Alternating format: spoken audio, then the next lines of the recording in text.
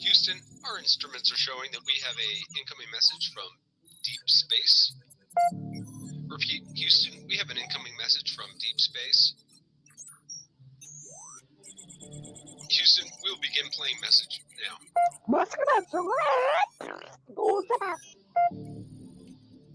Houston, we're going to try and translate that up here. Hold for translation. Translation complete. We'll begin playing message now. Hey, it's me, Melissa. What do you do when the aliens invade? Take a shot of MK Ultra and watch Melissa Jade. Put on your tinfoil hat and tune right in. We got their crime spree, flat earth theories, government conspiracies, a complex Mandela effects, unidentified objects, a mind expanding, fake moon landing, what are dolphins understanding? It's me, Melissa. It's me, Melissa. Aliens on the sun or in Area 51. Time travels, unravels, haunted castles, cops are baffled, potential experimental thoughts that make you transcendental. It's me, Melissa. It's me, Melissa. Crime sprees, flat earth theories, government conspiracies, complex Mandela effects, unidentified objects, a mind expanding, fake moon landing, what are dolphins understanding? It's me, Melissa. It's me, Melissa.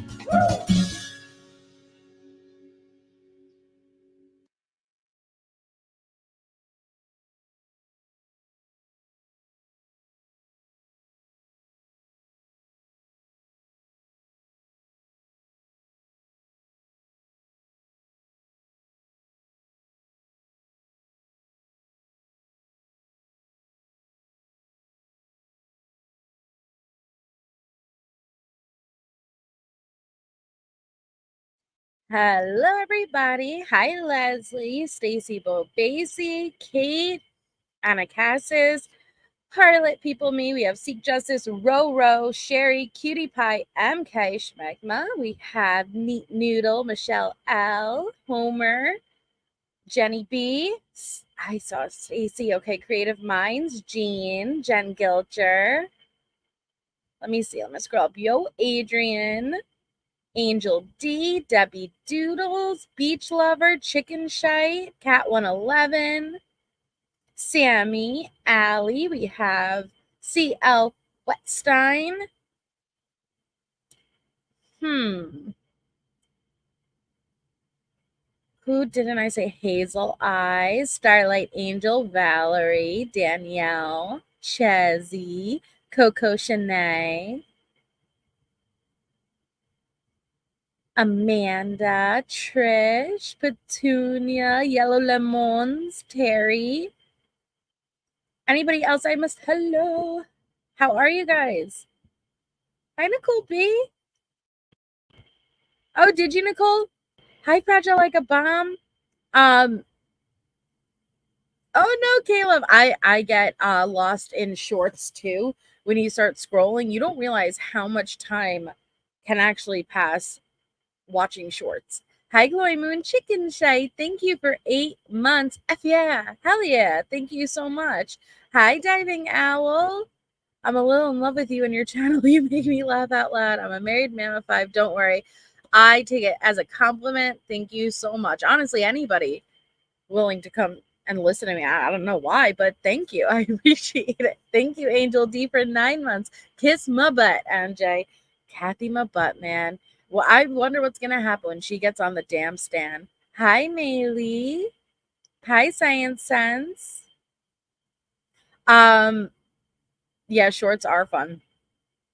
Okay, so we are doing the Nicole Mobley interview today. Hi, Olivia Only. Oh, this one is crazy. Like, just the circumstances. Hey, Little Red O. Michelle, Bonnie. Hi. Seek Justice.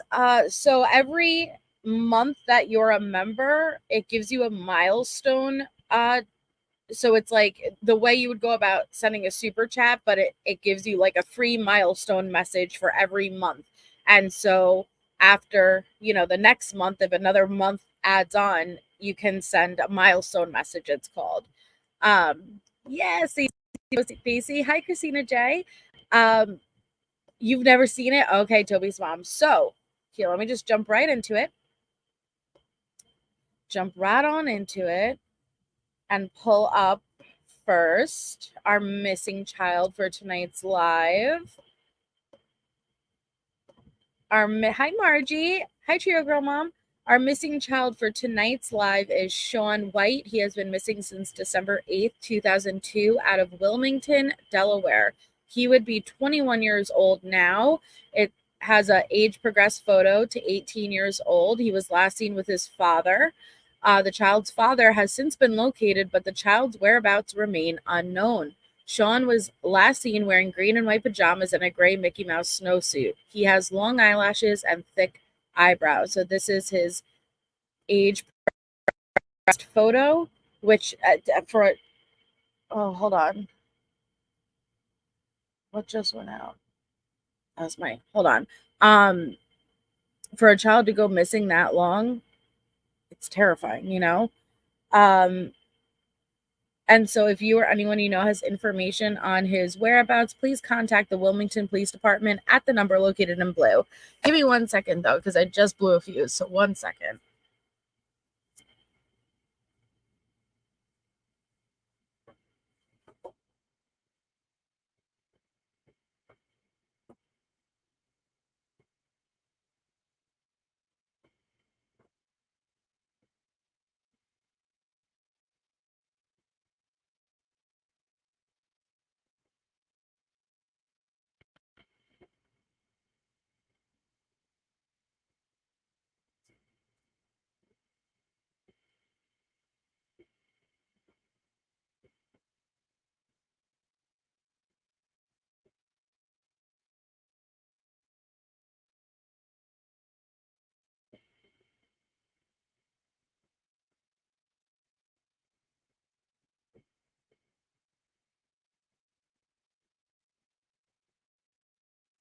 Okay, sorry about that.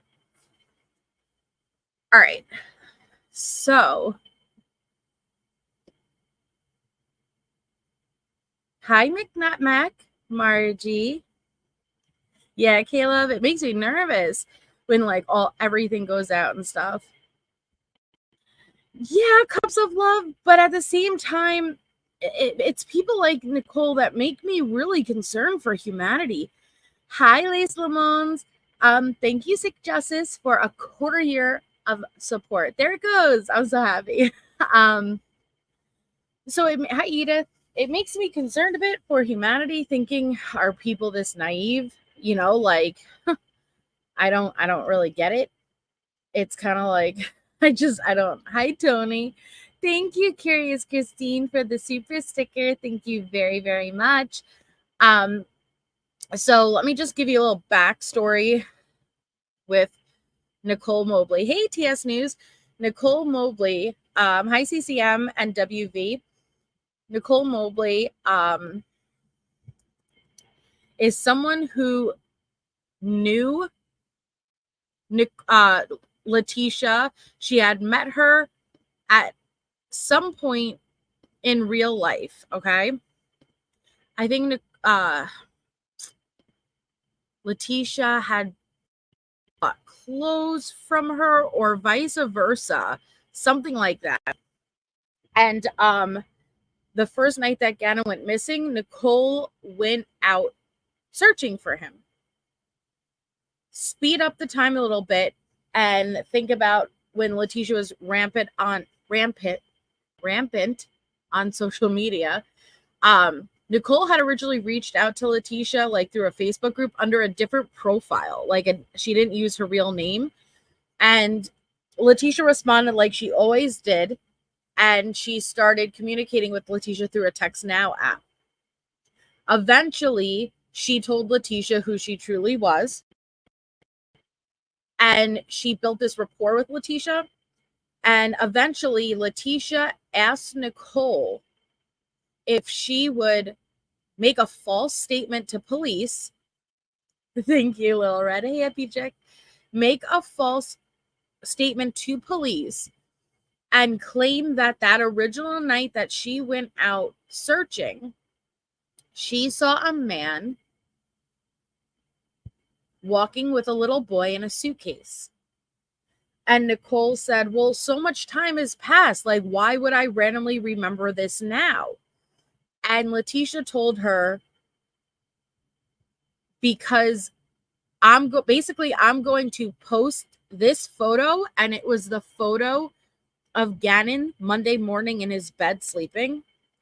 And when after that photo gets released, I want you to say that you recognize the blanket. Say that you saw a man and a boy you believe was Gannon walking with a suitcase, and the boy was wrapped in this blanket. Now we know Gannon was placed in the suitcase with that blanket.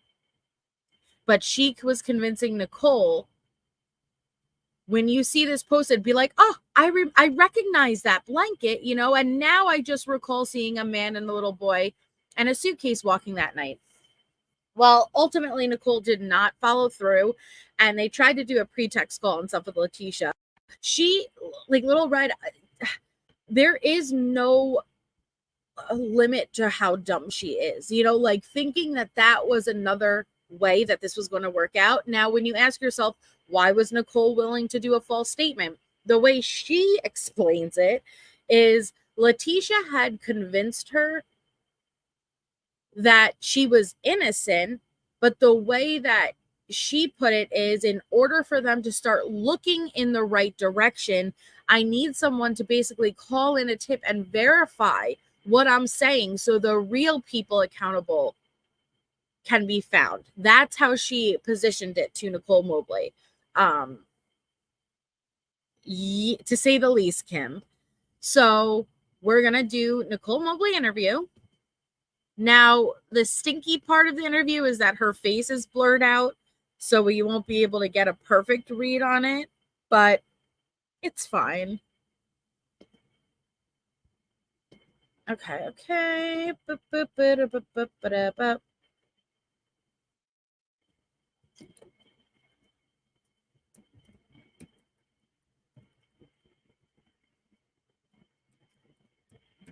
Okay, let me see. Where does it begin?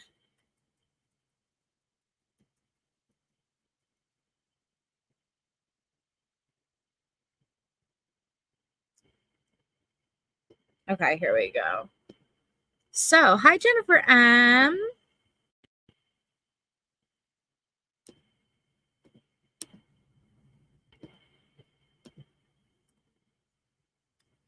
All right, guys. You ready? Yes, I am, Angel D. I'm going to be covering Boone, Leilani Simon, Idaho. I will be covering all those trials. Hi, Whippets and Windhounds. Okay. You having frigates and jiggles? Okay. Hi, my fellow Melissa. Your perfect timing. Hi, it's not rocket science dude. Hi, Aries. Nicole wasn't going to do it. That's what I remember. But Nicole wanted to help find G-Man so bad. Right. Well, I'm gonna save my judgment, and I'm going to kind of like rewatch, because sometimes I'll change my mind the third time around watching something. You know, the more and more context, the more and more information you have, it can sway your opinion on things. Hi, Susie. So Nicole Mobley interview. The date of this, you know, what is the date of Nicole Mobley interview? 1 second. February 21st. Okay. Whoa. February 21st.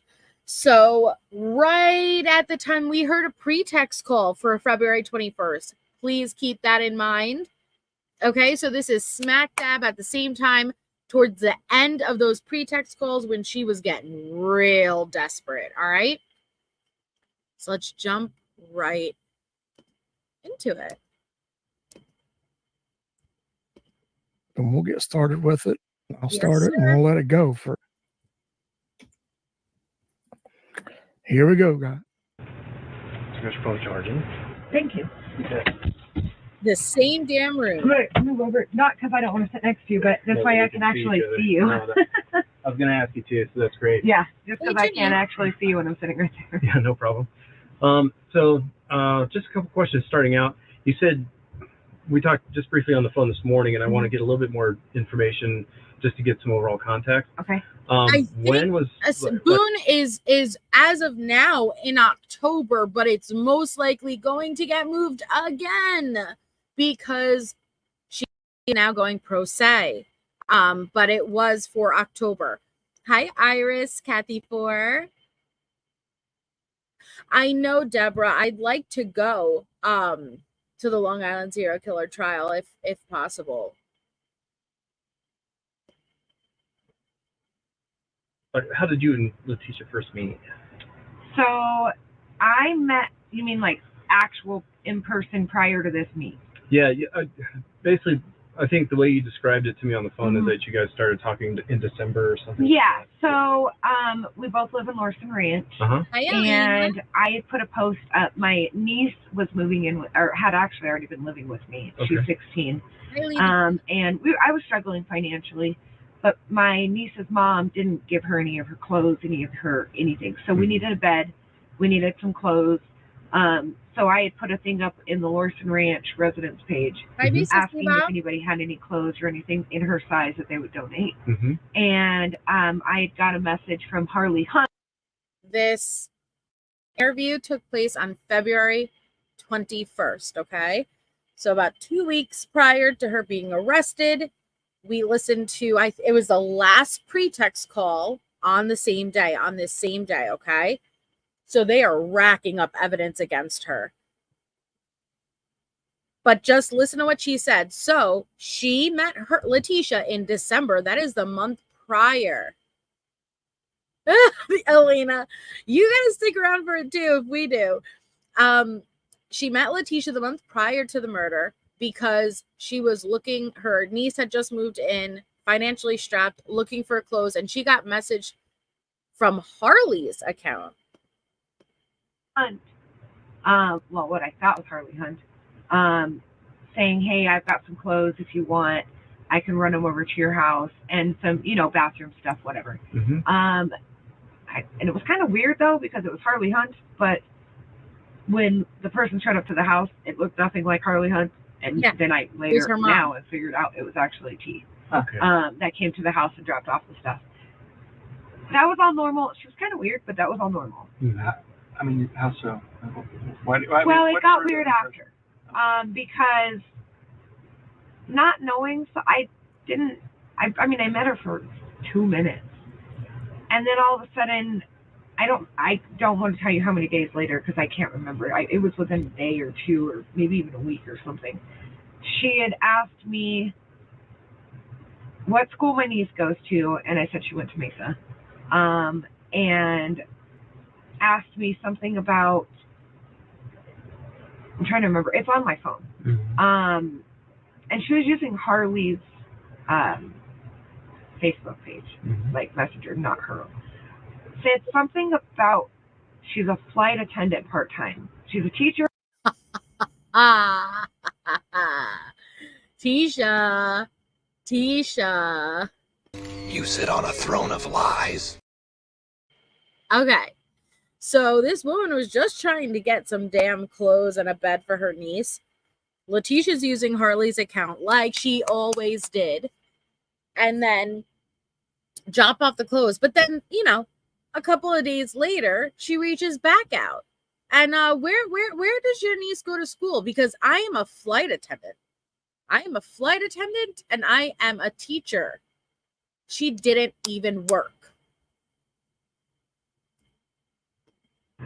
Said something about she's a flight attendant part-time. She's a teacher and a flight attendant part-time, and she was going to be leaving town on these days, like whatever the days were, and she wanted to know if my niece would come over and basically somewhat house sit.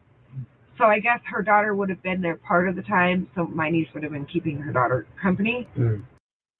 I just want to reiterate, This is weeks before the murder. This is the month prior to the murder. So the fact that she was looking for someone to come over and house sit, you know, when Harley was still going to be there and things like that, it helps with context of where Leticia's mentality was leading up to the murder. But then when her daughter wasn't there, that my niece would be house sitting. And I just thought it was weird because, number one, her daughter's 17. Mm-hmm. Why do you need somebody to babysit your 17-year-old? Right. But I didn't know her. And she's asking me to basically let my niece go and live in her house by herself. And she didn't have a job. I knew she didn't have a job. Well, she didn't have a job as a flight attendant. Sure. And I knew that when she asked me this. How'd you know that? Just because I looked at her profile and because I know people who know her. Gotcha. So I thought it was kind of weird. Uh-huh. And it caught me off guard that she was writing me from, I didn't know who Harley Hunt was. I didn't realize at that point that that was her daughter because I didn't know her daughter's name. That it was, I'm talking to a Harley Hunt, but then I'm meeting a T or a Tisha. Mm-hmm. And they look completely different. One is a teenager and another one's an adult. Mm-hmm. So that was kind of weird. So anyways, when she brought the clothes the first time, it was my husband. I was there, but he's the one who actually communicated with her. And then the next day, nobody told me, they sent me any messages, nobody anything. All of a sudden I get a knock on the door and I go and open it. And she's standing at my door with 3 pairs of pants. And it is. What? So then there's no contact for days. And then there's a knock on her door. And there's Leticia with 3 pairs of pants. Ain't nobody gonna show up to my house unannounced like that. What was she doing? Nobody told me, they sent me any messages, nobody anything. All of a sudden I get a knock on the door and I go and open it. And she's standing at my door with 3 pairs of pants. And she's just like, oh, I forgot to give you these. And I have something really important to talk to you about later. So I'll message you when I get home. And then that's when she got into the whole asking about my niece watching her house. What the hell? So, I mean, I don't know that, I mean, that's not really anything big or anything. Why did he have to add the music? I noticed, I was like, why is this running so smoothly? It's because it's full screen and there was none of that damn elevator music, but it has arrived. But that's just. And that was in December? Yeah. Okay. And that's when it was weird. And then I'll let you ask the next questions, but no, that's fine. I'll tell you why everything happened this way, but I'm sure there's a certain process you want me to go through. So. No, not really. I mean, so maybe just walk through your interactions with her from December. Well, let me tell you, I was very nervous. I've been trying to get a hold of somebody since yesterday when the messages started, but I've been kind of scared about it for my own personal things. And when you read these, you'll see why. And this is just me being 100% honest with you. I met her, or I didn't meet her. We started talking initially. I was using a fake Facebook page. She was using I was not using it. Fake Facebook. To talk to her. I was not using it for any other reason other than, so the day that Gannon went missing, being in Larson Ranch, me and my husband, as soon as we read the post that this kid was supposed to go to Jimmy's house and he didn't, we were one of the first people out there, and we were out there until 3 o'clock in the morning in the snow, soaking wet, looking for a kid in ditches and in case he got lost or got hurt or something. And it was peculiar to me because we were right by her house and she had never left her house looking for her stepson. So I made a post about, I had said something about, I don't even think I said something like that. I don't think I said anything bad. But what's really weird is I went to look up her profile the next day and I was blocked. And in my mind, I looked at my husband and I said, I don't get it. I put something on there about you and me. We've been out here for 6 hours soaking wet. My husband had to be to work. We got home 2 hours before he had to go to work. Why would you block me if I'm out there looking for your stepkid? So I didn't think that was right. So I've had my own speculations just like everybody else. Can I back you up? Go ahead. So that night when you went looking for Gannon, did you go over to T's house? Oh, did no. you meet with T? Oh, or no. have any interaction No. with her that night? Not at all. Okay. No phone calls or messages or no. stuff like that? I had posted some things on the I don't think I posted direct. I don't know this for sure. I might be wrong. She had done her post on Facebook about it posted a picture of Gannon say, and she had said, you know, my stepson was supposed to be on his way to Jimmy's house, whatever the initial post was that day. I don't think I commented on that post. I think somebody else that shared it on the residence page in Lorson Ranch is the only one that I commented on.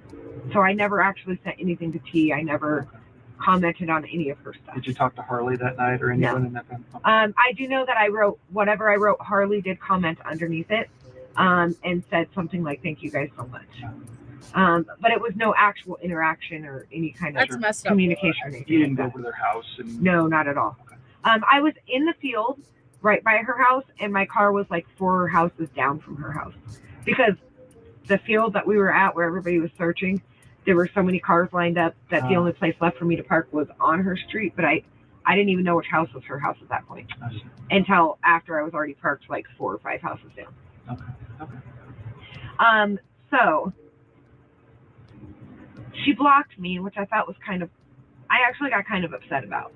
I'm like, because at this point we're thinking it's a kid who either A, went to a friend's house and got lost, or he's a runaway. So at this point, nothing is really out of sorts except for the fact that she blocked me. So again, you know, like it was posted all over the Lorson Ranch Facebook group that Ganna was missing, and the community really did come together. But she's explaining how, you know, she was blocked, but he was a missing child. Not saying that there wasn't cause to be concerned, but it was not what the story would eventually turn into. When I'm just trying to look for her kid. So I thought that was weird. My husband, I think, did message her from his Facebook, and you'd have to look at his phone because I don't know what it said. And it wasn't anything rude. It was just, hey, we were trying to help you find. We were trying to help look for Ganna, and I was just wondering if there's a reason why you blocked my wife. And this is before anything became an investigation or anything. So I found it peculiar that she blocked me. So I will tell you, I was on the path of believing that something went wrong. When everybody started putting their speculations out there, I'm starting to think stepmom's guilty. But then all of a sudden, with different things that were coming out, I completely switched. I was like, you know what? There's a really good chance this woman's innocent. I don't know that she's guilty, and I really don't feel that she necessarily is. And there's a group out there called T support page or support group or something. Stauch support group. That's the Facebook page I told you guys about, and that's where Peyton Marie was an admin. That I wanted to be a part of, but because she had blocked me, I wouldn't be allowed into that group. I think you missed it. So I'm being honest with you. I created a Facebook page. Actually, I'd had it from before. I won't get into the whole story. My ex-husband has been avoiding my child support payments for 5 years. So I initially created this page just to be able to see his Facebook. So it's something I already had. I didn't create it just for this, but I did use that to get into the support group. What's the username? I might be wrong. The reason I'm saying that is because I tried to do, when I created it, when I was doing this with my ex-husband, trying to find where it was, because I want my child support. So I might have changed it, but when you guys go through that, you're going to be able to see it. I might be wrong.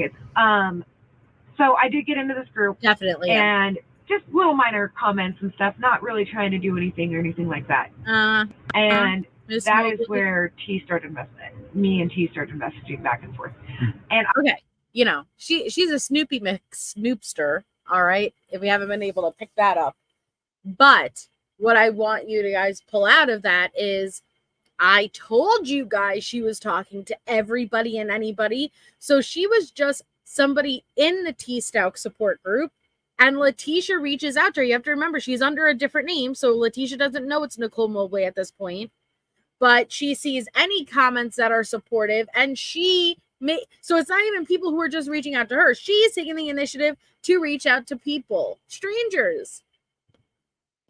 I will tell you 100%, I was not messaging her to get any information. I didn't want her to tell me anything that was going on. I wanted to be supportive. I was not trying to get. I'm not a detective. I must use a cuss word, but I'm not a detective. I don't need secret info. I will let you know my real profile. Brandon, which is Landon's brother, has actually been. He just went back, but he was down here. Mhm.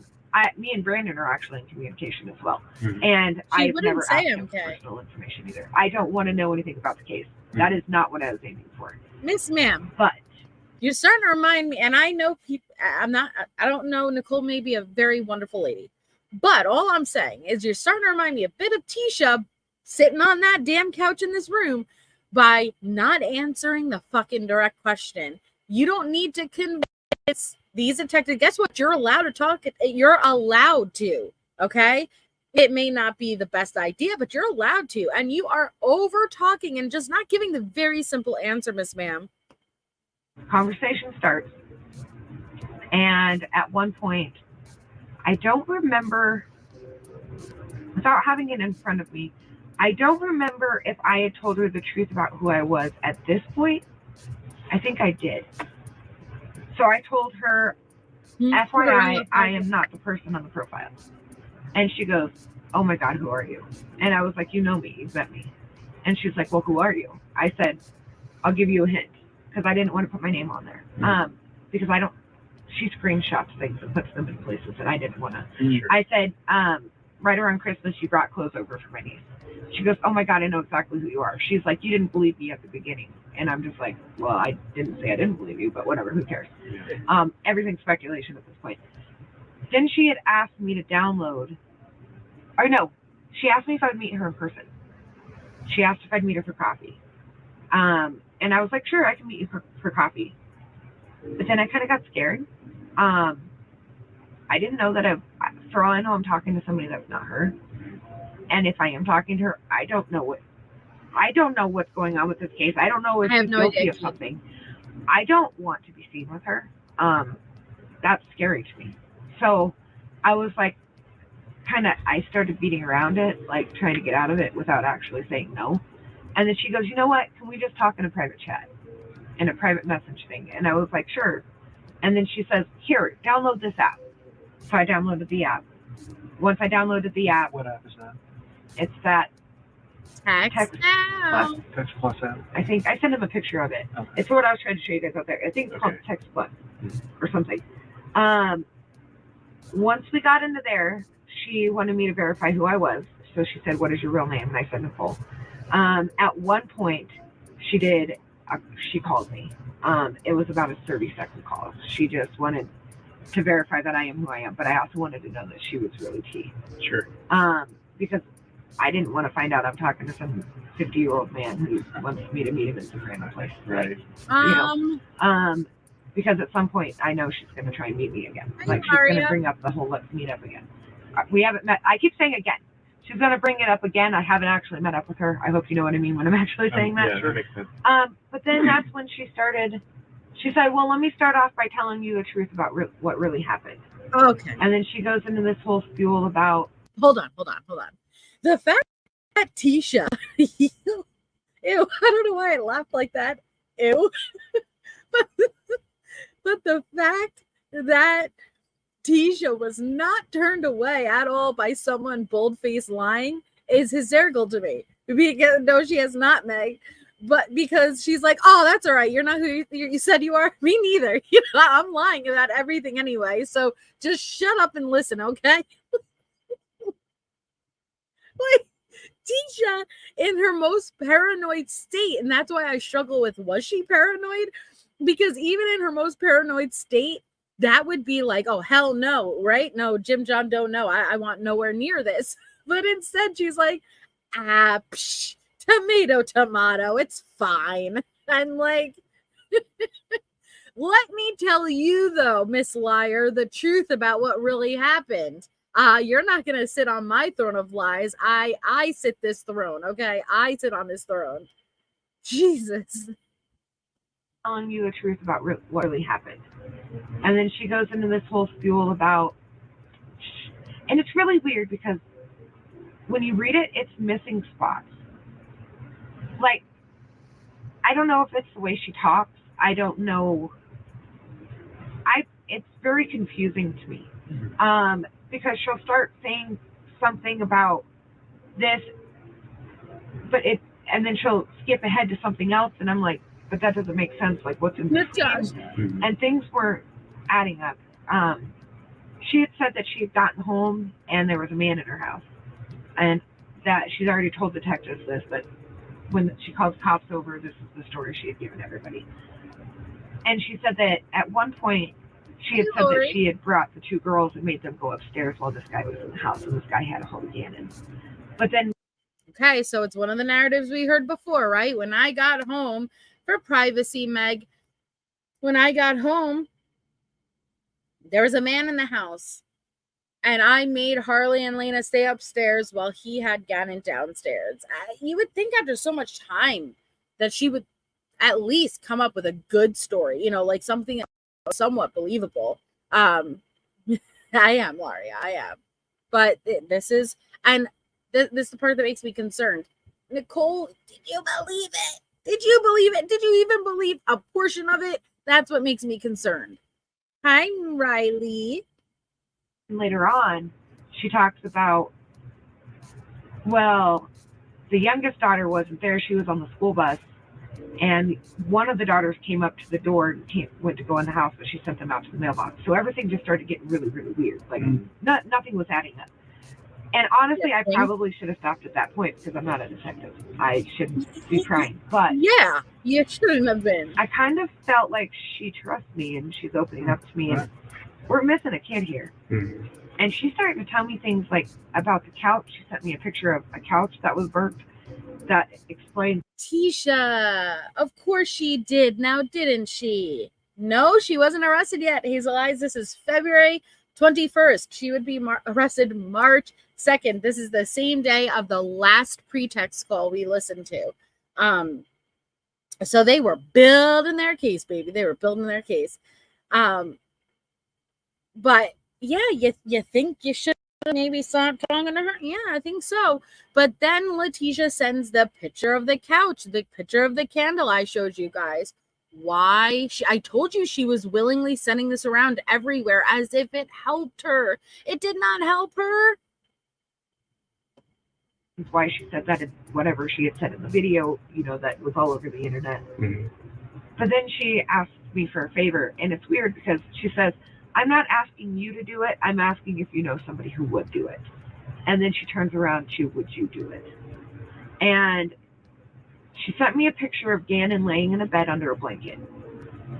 She tells me that this guy that was in her house was there because he wanted to take Gannon, and she thinks that he wanted to take the little girl too.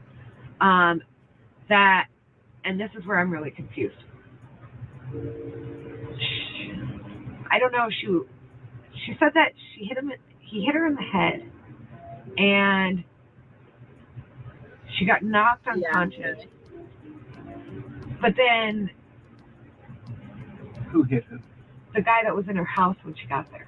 So when she got home, there was a guy in her house that she doesn't know. Right. And you guys, when you read it, you're going to see what I mean. I don't understand it. I'm very confused. And this is all memorialized in... It's all in these messages, and none of it makes sense. And you'll notice that I start asking questions slowly because I don't want to push her away. Mm-hmm. But I slowly start asking these questions to fill in these gaps that she's giving me. Mm-hmm. But it just doesn't make any sense. But the main part about that, and I could sit here and try and explain it to you, but it's too hard to. I think once you guys read it, you'll see what I'm talking about. Sure.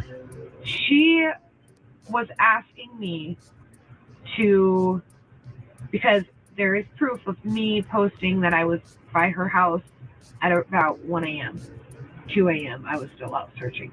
And that was the night of that he was missing. Okay. Yeah. She's saying that the cops were at her house. She didn't know the man was still in her house with Gannon. They must have been hiding in a storage closet when cops left. Little nuggets of truth, right? So Letecia finds out Nicole was out searching that very first night, Monday night. She tells Nicole, I didn't know, but the guy was still in the house with Gannon when the cops were here and searching. How my fellow Melissa? That they must have been hiding really well in the storage room. It's very haunting because there's truth in that. Gannon was in the storage room, and it gave her this sense of credibility that she could get away with this lie because she managed to get away with them not finding Gannon. So in her mind, well, they didn't find Gannon's body, so it's plausible to think that they could have missed if they were alive in there. He apparently hit her in the head and took off with Gannon in a suitcase full of some of their stuff and Gannon's stuff. And he made Gannon wrap up in a blanket. So she sent me a picture of Gannon in his bed at one point with a blanket and said, this blanket is going to appear online sometime soon. Somebody's going to say something about this blanket missing from the house. Or she said it's already online. I don't remember. She wanted me to either call her husband Al, and he would keep me anonymous other than to law enforcement, or to call law enforcement. Okay. So that last photo of Gannon, the morning of Monday, I showed you guys that yesterday. I always show you guys that photo. It's like a proof of life photo she took. She wanted Nicole to either A, call Al, or B, call law enforcement, and she would be anonymous. Hi, allergies. Your allergy is going to be acting up a lot tonight. She was going to give me word for word detail what to tell you guys. Word to word detail. And what she's going to look at in that photo is the blanket Gannon was laying under. Leticia, as sick as she is, knows that that blanket is with Gannon's body in the suitcase. It's missing, right? It's something that she would have been questioned about. Where did that blanket go? So she's going to have Nicole claim that conveniently she saw in the pitch dark a man and a child wrapped in that exact blanket walking with a suitcase. Which I obviously haven't said yes, so we haven't gotten that far. Okay. But the bottom line is I'm supposed to tell you guys that when I was out searching, this blanket that somehow I see online or somebody posted somewhere so that I can recognize it. I recognize that blanket from the night I was out searching. I do remember a guy carrying a suitcase and somebody next to him with this blanket on him coming out of her house. She wanted you to say that. Yeah. To the police. Yeah. And well, or wanted me to say that I recognize that blanket. So Leticia did post those photos of Gannon. And what Nicole was supposed to do is either call Al or call law enforcement and say, oh my God, Monday night when we were searching, I saw a man and a child wrapped in that blanket in a suitcase walking out. Right. Now, in Leticia's mind, Little Red, oh, right. Well, it's completely logical that you wouldn't have called in this tip before. It's definitely the blanket that's going to be the indicator to you that, ooh, this could possibly be Gannon. But did not show up on cameras anywhere, right? Or to tell her husband and have him report it. Here's the thing, though. She's not telling me to do that to save her. The way she explains it is she cannot get law enforcement to believe her that there was a guy in the house that took Gannon. So she wants me to do that to get everybody, all of law enforcement, off of her and to start looking for this guy that was in her house. And she even gave a description of a guy. How she describe? Hispanic, I think it was between 5'6" and 5'7". She said he has a tattoo like a teardrop on his face, or maybe a marking, but she thinks it's a tattoo on his face, and like 175 pounds. And that he left with a suitcase and Gannon wrapped in a blanket. And that he had said something, and you guys are, this is why I got scared, because of some of the things that I say. So she said that he had mentioned basically he made Gannon think that he knows somebody that Gannon knows. He said that he's friends with Uncle Matt. And he's like, but we don't have an Uncle Matt on our side of the family. And I was like, okay, well, what about on Mom's side of the family? Maybe they have a friend that they call exactly, Uncle Matt. Okay. So I do my snooping and find a guy named Matt that they do call Uncle Matt. Oh my God. See, I know there are some of you out there that thinks Nicole did the right thing. I think this is fucking nuts. I think this is nuts. That's just my opinion, though. We don't all have to agree. So you're given this bogus ass story. You're asked to make a fucking false police report. Everything screams guilty. But then Leticia gives you the bogus story of Uncle Matt. And what does Miss Mobley do?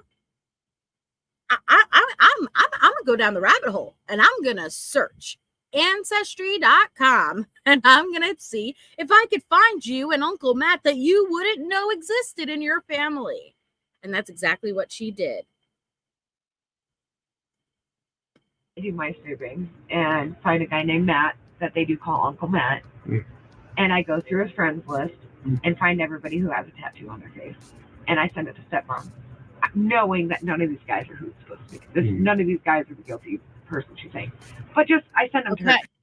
So she sends her, Leticia, a list, knowing, keep that in mind, knowing none of these motherfuckers are guilty.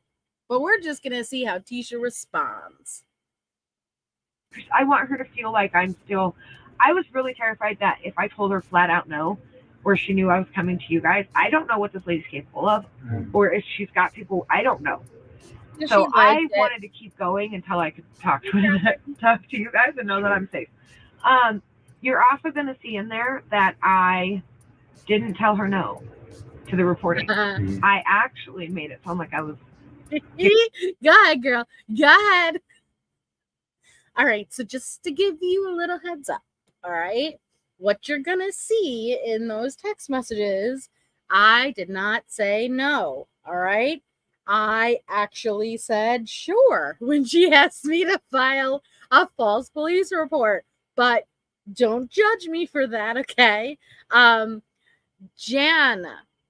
Oh, don't be doing this after I vented about this yesterday.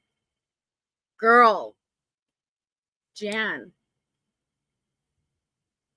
Do you see the link I've been dropping throughout the live, right? Or the description of the fucking live, right?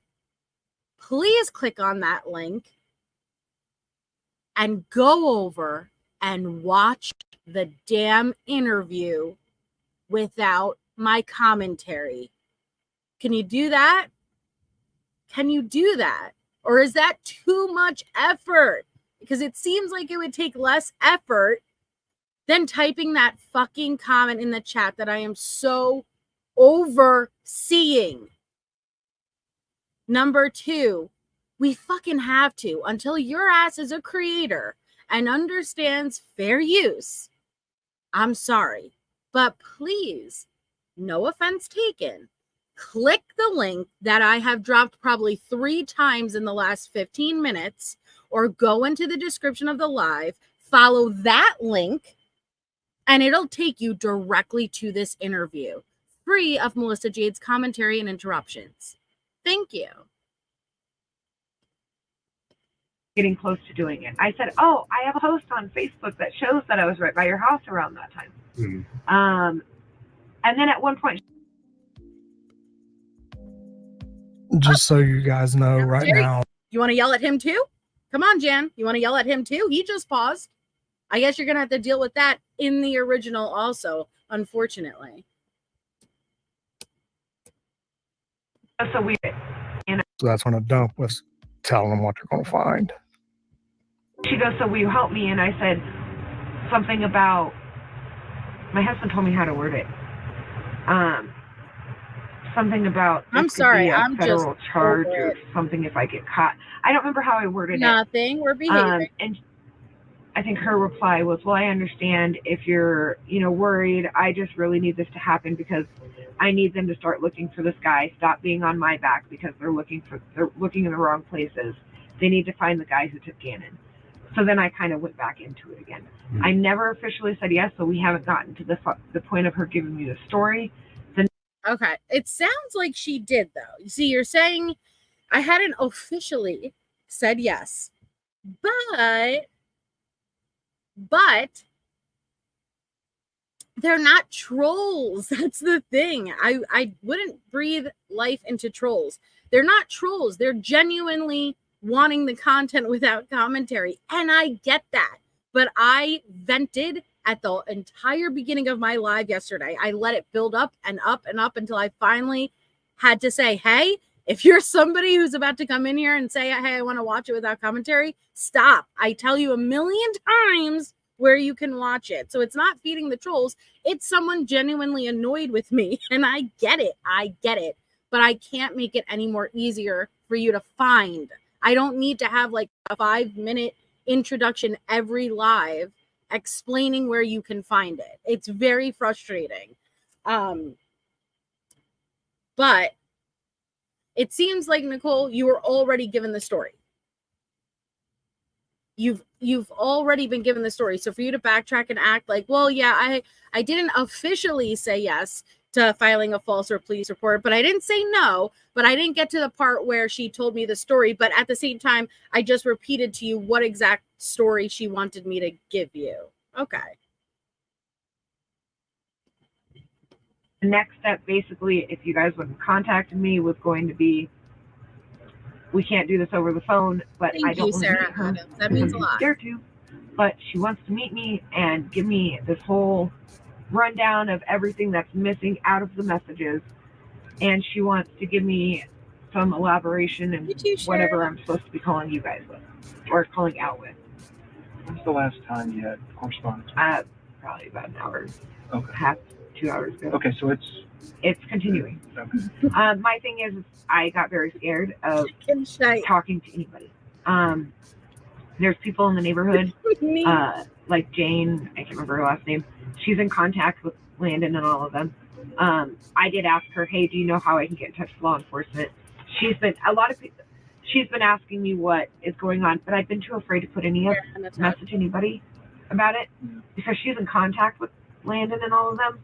And all it would have taken is for Landon and Al to find this out and then say something to T, and the T knows that I'm talking. And I don't know what's going on in this investigation. I don't want it to get out. I've had a news lady contact me asking. Thank you, Sarah Adams, for becoming a member. And I would absolutely love to have your input one day as a behavioral analysis, like an official one. That would be absolutely amazing because I'd love to hear what your thoughts are on Leticia. And thank you so very much, Sancy, for the super sticker. You guys are awesome. Thank you very much. No, it's okay. And I apologize, Jan, but I remember you from a while ago asking the same thing, but you happen to catch me when I've been built up about this specific request. And so you got the brunt of it. So I apologize, and you're free to stay, but all of this is available without interruptions as explained. I can get all of this information to the right person for you if you tell me what's going on. I'm not an idiot. I'm not going to tell somebody in the news. Yeah. You're not going to get you're going to go put it all over you're going to go put it all over the news, and then I don't know what's going to happen from there. I gave T my word that she could trust me. Sure. So I know that speaking of trust, you talked a little bit about that where on the Text Plus app. Yeah. Where you had a conversation with her to basically identify each other. Yes. Yourselves to each other. They're crying for Chapo. And so was it over the? It was like a 30-second over the phone kind of conversation. Like I wanted to hear her voice, she wanted to hear my voice, kind of, and it's through the text app. Okay. And then she did want to meet me for coffee. And I was kind of scared, and I was like, how do I know that this is really T? So that's when she started sending me, and you'll see some of the pictures and stuff of things that I don't think anybody else would have had. But she knew my name, and that's how I know that it's her. Okay. Because I never told her my name at first. I said, I'm the one that you gave those clothes to. And she jumped right into the niece story. And that was that on Facebook, or was that on? It was on the Facebook before she told me to do the text app. Okay. But remember, my Facebook, it's a fake Facebook.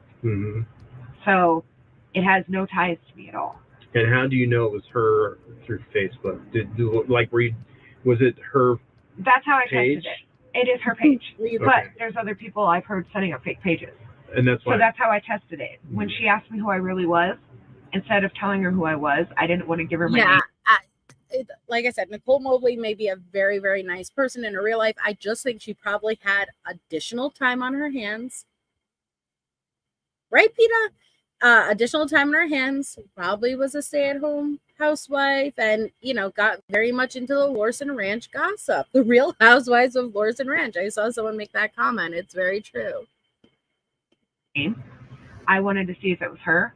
So I said, are you curious, Christine? You gave my niece clothes around Christmas and waited for her kind of responses, and she knew exactly who I was. She knew she's like, oh yeah, I met you and your husband and your niece. And the way that she goes into it, nobody else would have known that. Okay. Unless they hacked her account, nobody else is going to know that.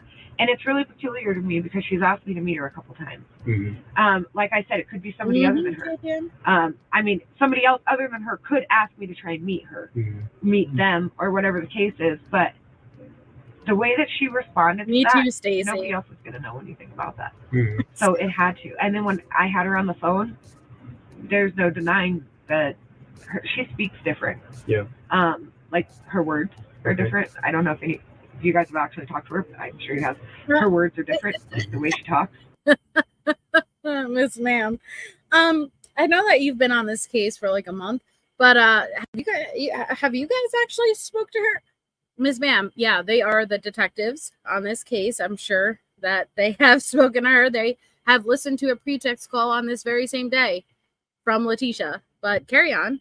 It's not my music, Paula. It's from the original video. I wish I could remove it. I can. I'm sorry. Why come?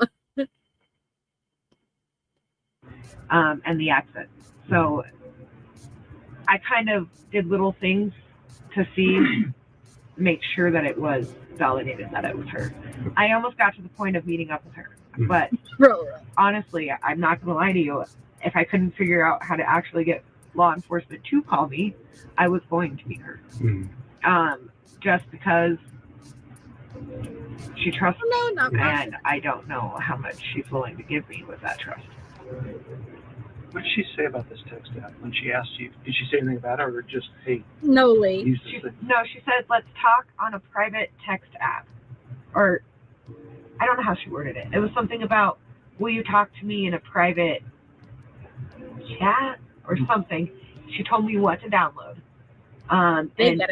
She said, download text, whatever it's called. She said it's the green app. Okay. So that's how we did that. And the voice you heard when you talked to her on that right at the beginning, did you recognize her? It's 100% her. And she's tried to call me 3 times today. Okay. So she tried to call me. Leticia has tried to call Miss Mobley 3 times today alone. Ooh, what time? Does it say what time this interview is happening? I don't see the time. But 3 times today alone. That tells me Miss Mobley and Tisha been talking. And I don't know. I'd have to go into the case files to figure out what original day they started communication. But Miss Mobley got up in it, okay? I can call her. Okay. And she will answer. As long as she's not busy, she'll answer. Okay. I mean, I don't know what to say to her because I've tried to avoid all of her calls because I get really shaky and I don't know what I'm supposed to say when she calls me. But if you want me to, I can. Okay. Can you call her on a cell phone call? Do you know her cell phone number? Or no, it has to be through the app. She won't talk to me off the app because she thinks everything else is being, which I'm sure it is, but everything else is being watched. So she won't talk to me. She won't talk to me outside of this Text Now app because she is, oh yeah, Melanie Gibbs vibes. You're right, Natalia. So she won't talk to me outside of this text-free app because she's pretty convinced everything's being recorded. Yeah, they recorded her this same fucking day, but what does the text app have to do? You know, if Nicole wanted to record her end of the call, she'd record it whether you're calling from an actual registered number or a text-free app number. But again, it shows you how Leticia knew better. there was that voice in Leticia's head that said, hey, all of your stuff is probably being monitored. Don't talk. But she cannot control. She has emotional regulation problems. Like, she knows better, yet she can't overcome whatever emotion she's experiencing in the moment. That takes the forefront.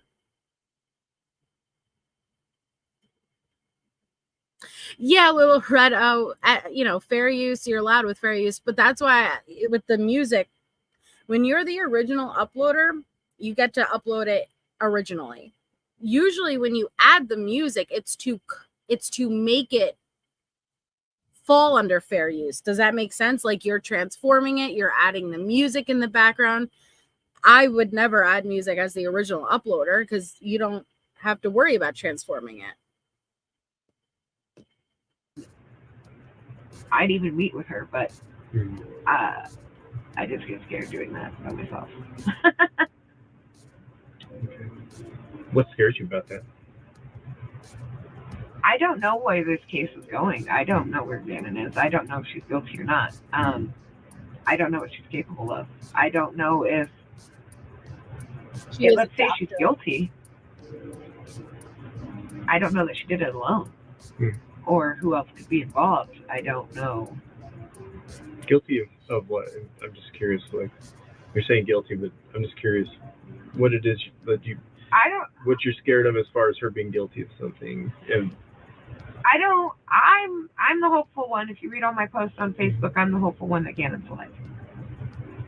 But if he's not, and if she's guilty of it, I see.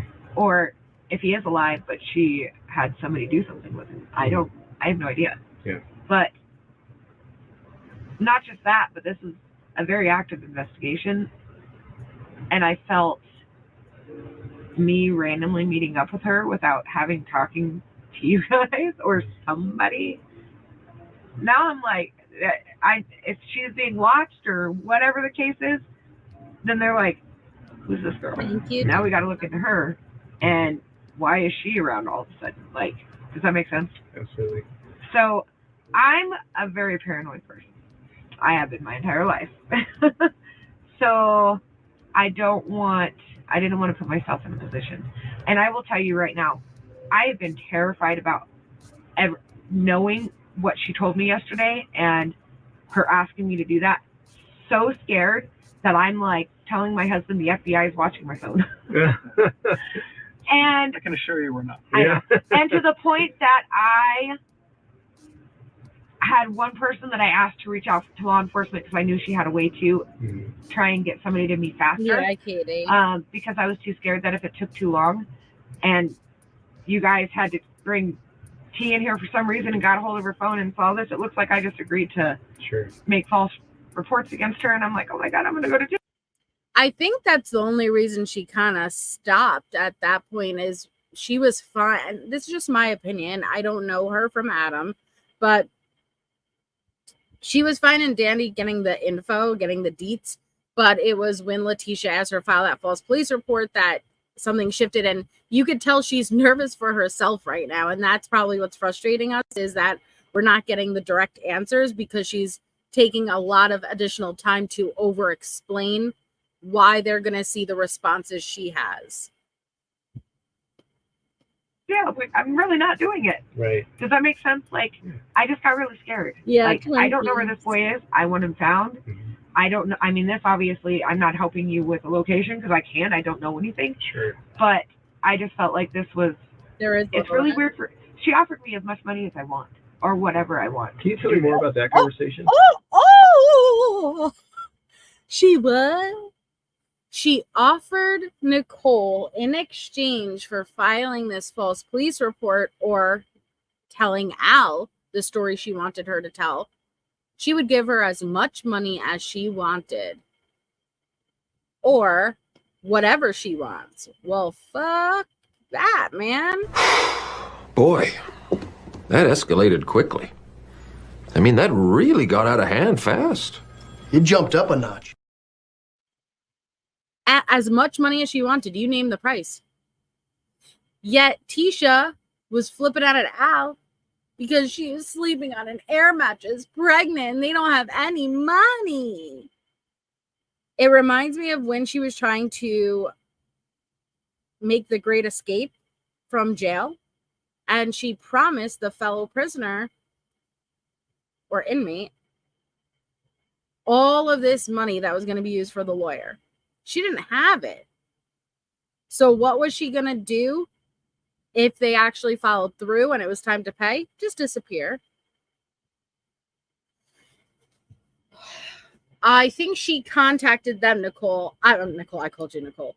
I think she contacted them, Olivia. I will pull up the case report because I don't remember off the top of my head. Is that part of the conversation? So it's I'm just trying to replay it all through my head. She had started off by saying something like, I need help. Or I need a... Is that part of the conversation? So it's I'm just trying to replay it all through my head. She had started off by saying something like, I need help. Or I need a favor.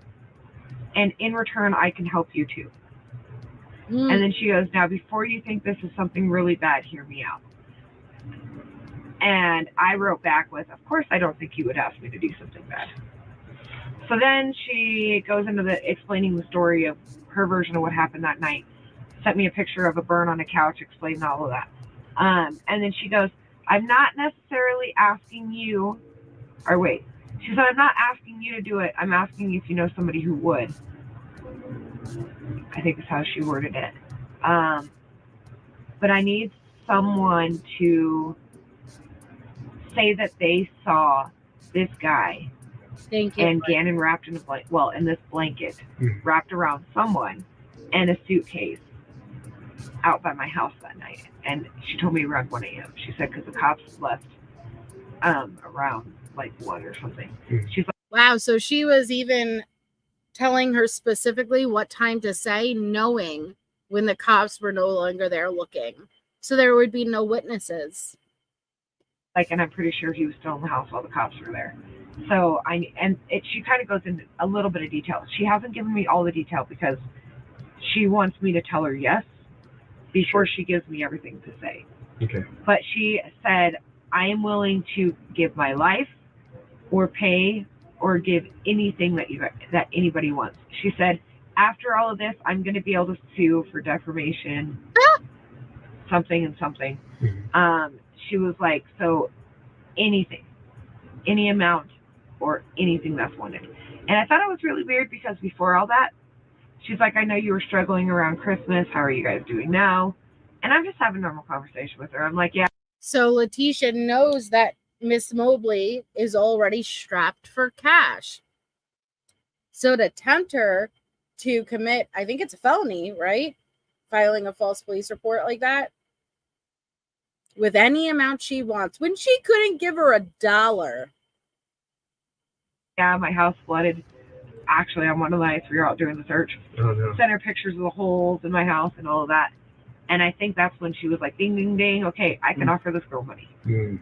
So at first she said, I'm not asking you. I'm asking if you know somebody else who could. But then as it goes on, she's like, can you help? Can you help? And then shows me a picture of this blanket and tells me a time frame. And she's like, but I would tell you word for word what to say. And she said, it's up to you. You could either call Al and give him the info. He'll keep you anonymous with everybody except for law enforcement. Or you can contact law enforcement. But it kind of goes into a little bit of details. And you'll notice it kind of, the conversations really jump. Because I kind of tried to avoid it at certain points, like kind of going around it. I think the only reason she's still talking to me is because I haven't told her officially no. And she's hoping I'm going to come back with a yes or something. I don't know. Do you think that because Leticia had contact with a lot of people in the Facebook groups, strangers, and we've gone over them. Don't forget the Amarita Yanez person from the T Stauch Innocence Facebook group. She asked her to drop in the Facebook group that Al was not Gannon's biological father. And his biological father lives in the Lorson Ranch area. To try to make it seem, But Amarita would not do it. And then another account, which was Leticia, came in and dropped it. That Al was not Gannon's biological father. Thank you, Wolfie, for 31 months.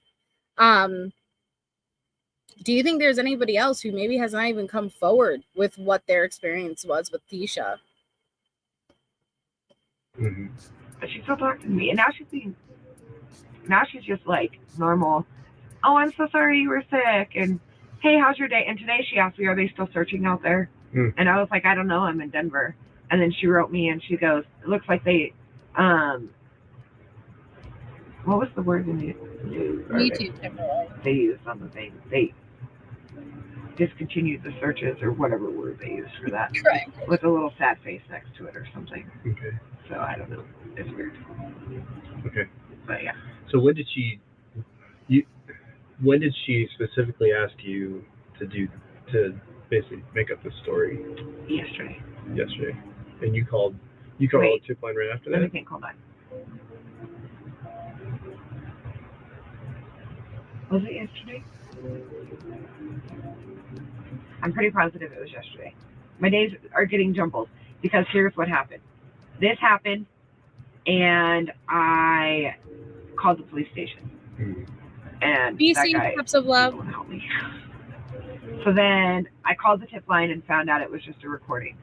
I didn't know how to leave that in a voicemail. I got you. So then I sent an email that failed. And then I asked a few people in the neighborhood that I know that have been involved with the family. I didn't give them details, but I asked them, how do I get a hold of somebody? And this one girl, Heather, gave me a number for a detective. I tried to call that number and got a voicemail. So then Heather actually called and left a voicemail for me, and I left a voicemail on the tip line around like 2 o'clock yesterday. I've tried 100 different ways to get a hold of somebody. I almost went into the police station. But when I called the police number, the guy told me, I said, look, it's really important that I talk to somebody. I said, I know you guys have a tip line, but Sorry. Somebody. And he was like, I don't know what to tell you. You have to call. Thank you, Stephanie, for the super sticker. That's very, very kind. Very much appreciated. Thank you so much. Tip line, and they don't check that after 5 o'clock. I was like, well, that doesn't really help me any. So it had to have been the day before yesterday. And the reason I'm saying that is because I remember it was happening closer to nighttime. Hey, Shane. I'm really confused on my time. Just because this has been eating away at me. It had to have been the day before yesterday, and I have been trying everything I can to figure out who to talk to. And I was really scared to talk to just about anybody. I knew I am in contact with a family member on, Landon's side, and I knew I could have done that. But to me, they get that info, then it gets back to T. It doesn't go through the proper chain. I have a news. You were scared. It all comes down to you didn't come forward sooner, probably initially because you were enjoying the thrill. Then it got a bit serious, but you still weren't willing to have Leticia find out. Just be honest. Hi, Psychedelic Relic. This lady who offered to help, and obviously I wasn't giving her the information. So I lost it. I couldn't even sleep. When were you contacted by the news lady? Oh, she's been talking to me for a while? A couple weeks. Okay. I don't know. Oh, she's been talking. Lost it. I couldn't even sleep. When were you contacted by the news lady? When were you contacted by the news lady? Sorry, I got some thigh slaps in there.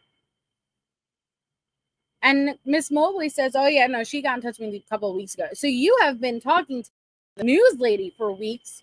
Were you backing up Leticia's story? But you haven't spoken to fucking investigators, right? Who offered to help, and obviously I wasn't giving her the information. So I Hey, Angie. lost it. Like, I couldn't even sleep. When were you contacted by the news lady? Oh, she's been talking to me for a while. A couple weeks. Okay. I don't know why. She sent me a friend request. I never accepted it. I think it's because she had saw me. I was on one of the news things. Mm-hmm. At one point, they came up and for Fox 21, they had asked me, you know, as a mother, how does this make you feel? Blah blah blah, just regular stuff. And since then, so, and I might have asked her first. I think I had asked her, hey, do you guys have any contact information directly for a detective? And then she tries that whole fly. Well, if you tell me what's going on, I'll get it to the right person. And I said, I can't do that, sorry. Because, you know, they're good at leaking stuff. And I'm kind of worried because I feel like that asshole. Like, I don't know that he's guilty of anything. And I gave her my word she could trust me. And I thought that's how I thought we were just going to have a normal conversation and I was going to be a supporter. I mean, as a friend or whatever. And I'm also, like, I'm on Landon's side. I talked with Landon a couple times too. I didn't think it was going to turn into this. You are way too inserted. Why are you trying to be Leticia's friend or supporter? And I know, did not know she was guilty at that time yet. But yeah, you did. Yeah, you did. Not to jump to conclusions, but anybody who spent any fucking time speaking to Leticia would know instantaneously this chick's guilty. But you didn't just talk to Leticia. You've also been speaking to Landon. I think that's dirty as hell. Playing both sides. At least stick to one side, right? But don't be playing both sides of the fence there. I don't like it. I do not like it at all. Thank you, Lori. That's so kind. Congratulations. We got 5 new members. Please thank Lori. If you're lucky enough to receive that membership, thank you so much.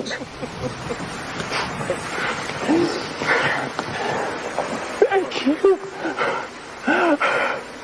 You love me. You really love me. So I don't like it. You've been speaking to the news lady for weeks. Landon, Leticia, everyone except who you needed to speak to.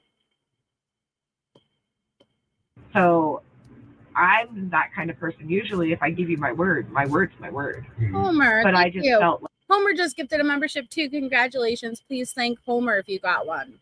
Like being offered as much money as I want or whatever I Me want too, for me Lori. to do it or to find somebody else to do it, and her sending me a picture of the blanket and stuff. That was too much. You think? I just felt something was off at that point.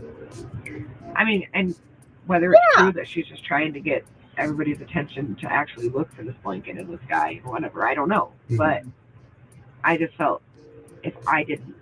Miss Mobley, does that make sense to you? Do you really think there's a chance that Leticia would have somebody make a false statement to police, incriminate themselves, and pay them all of this money if it were the truth, Miss Ma'am? No. Because if it were the truth, she'd have not a damn thing to worry about. Can't prove you did something you didn't do. Now, with that being said, I won't say that there aren't circumstances where people get convicted of a crime they did not commit. Yes. But for the most part, that's not a concern. Report it, then I absolutely did the right thing. I was doing something wrong. Yeah. So, and I'm sorry. I know I'm not a detective. I should not keep crying with her, but yeah, when she keeps talking, it's kind of hard to not. Sure. You know what I mean? Yeah. So, who else knows you came in today? My husband. Just your husband. Who knows I came in or that I've talked to someone? There's a girl named Jade. Mary Jane. Yep. Jade. Because she's Thank one you, that runs Julian, a lot of our groups so in much. the neighborhood Thank and stuff. And she is the one who does she knows the family and she knows a lot of the contact numbers. She does not know why though. She doesn't know everything I told you guys. But she does know that I think she actually had a cop at her house yesterday that she had asked them to specifically look for my message on the tip line. But I haven't actually given the detail, like, hey, here's the symptom. You know, I just feel like I'm going to get in trouble for everything I do. See? Like I said, yeah. You could tell that is her primary concern right now. I do not know her personally, but from what I'm observing, I think that's the reason she even finally came forward, is it was getting too close for comfort, and now she was getting herself in a situation where she could get in massive trouble. I think she enjoyed it the entire time, though. You absolutely did the right thing. I know, I just feel like I kind of did pry at a point, and I did lie about who I was, I mean, with my Facebook account. So I think that's kind of what scared me with you guys was, I mean, I don't feel like I was doing anything wrong necessarily. I told her who I was. I wasn't trying to portray anybody else. I just felt like I didn't tell her no, I wouldn't make this report. And I was like, that's going to make me look really bad. Yeah. Human nature, to be curious, everyone is. So I wouldn't beat yourself up for sort of doing that. I just thought it was weird that she's willing to meet up with me and that she's willing to talk to me so much. So I didn't want to shut her up at that point. Yeah. Speaking of that, did you have, I mean, so you've known her, how long, since December, you said? Yeah, but roughly? not. Have you had any face, other than her bringing that stuff over, have you been to her house? Have you had dinner with her, gone out, that kind of thing? Nothing like that? Yeah. And she, like I said, it was weird. Like, she clicked with me right away. After me and her talking for a whole 5 minutes at my house, she wanted my niece to come and stay at her house for a week. And she offered to pay her for it. And it was like one of those, when I met her, she acted like we've known each other forever. So, and I kind of am one of those people, like, I'm very well known in my neighborhood. I run a lot of the pages. I run the Lorson Ranch dining in page. I run the auction page. So I've only lived in Lorson Ranch since October, and you'd be surprised at how many people. I mean, there's people that I haven't met face to face, and they tell me they love me all the time. And I'm like their best friend. So I'm one of those people that I just click. Yeah, no, I get it. So I thought it was kind of weird too that she would ask me this favor, but no, that shows a sort of a high degree of trust. I just don't get it though, because she doesn't really know me. So that's kind of weird. Yes, it's odd. That's why it was weird to me. It's true, Riley. I mean, the fact that you're asking me to do something like that to begin with is weird to me. But it was also weird when she wanted my niece to go live in her house for a week when I didn't know her. So, and I obviously didn't do it because my niece is 16 and I don't know this lady.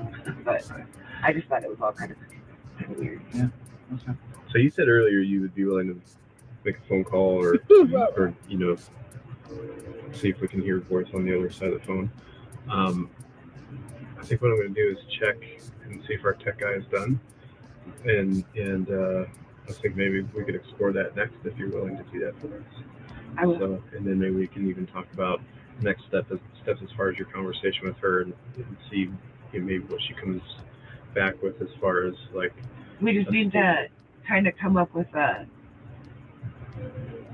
Like, what am I going to say? Absolutely. Yeah, we'd prepare you to deal with it. And I get very nervous under certain. You can tell my face gets red every once in a while. Luckily, I'm not stuttering a lot with you guys. You should have seen me when they did that news segment, and all they did was ask me about being a mom and shit. I get very nervous, so I kind of need that, like, once you guys reassure me of what I'm saying and everything, I'll be good. But do you mind if before we do that, can I step outside, have a cigarette, and calm down? I don't even care if one of you comes with me. Yeah. I just need a minute to kind of we can definitely do. I just don't want to be completely nervous. No. I've avoided all of her calls just because I haven't known what to say to her when she calls me. Yeah. Do you need any? So they want Nicole to do a pretext call, which again just means that they are recording the line and are there and can be used down the line in court. But go ahead, Nicole, do it. Do it. Anything else? We got snacks, water, no. soda, Hot whatever. I don't want to feel. I just need to be able to kind of shake it off. Yeah. But yeah, I don't mind doing that at all. Okay. And also, if we're going to be a while, I want to let my husband know because I do have 2 kids that I need him to go pick up from school. We can make that arrangement real quick too. That'd be perfect. Give us just a second to step out and chat with our partners and make these arrangements for you guys. Okay. And then we'll get this all rolling. Awesome. Thank you. Thank you. Much. I think she enjoyed this. I'm not lying. My opinion.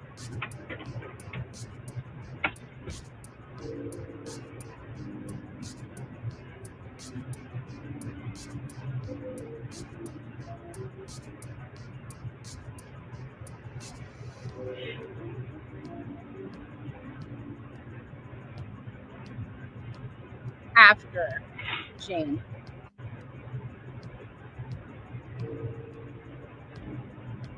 Yeah, she loves the attention. Yep.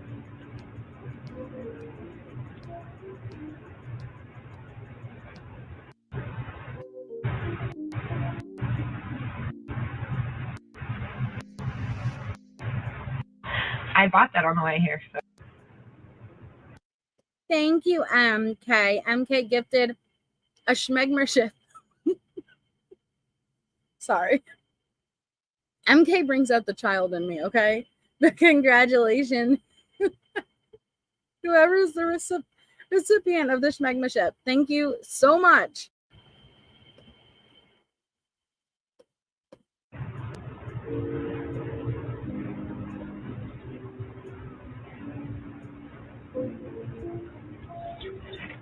I got a charger. Yeah. So that's the cable. So the good news is you'll have it when we're done. I bought that on the way here, so I'm just kidding. Fancy one. Only $5. I just needed a charger. Doesn't work as good as those speed ones though. Look. Yeah. They plug it into her phone. Yeah. Cute little recording app. I used my dad's yesterday because obviously I don't have my speed charger anymore. My kids take those, but I used my dad's yesterday and I swear it was at 20% within like 3 minutes. Oh, really? Maybe 5 minutes. Cool. Those ones are ridiculous. They work very fast. I probably need to go that way. Do you have a time you need to be? No.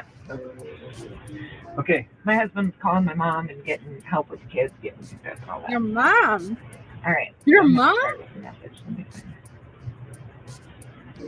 Thank you, con artist.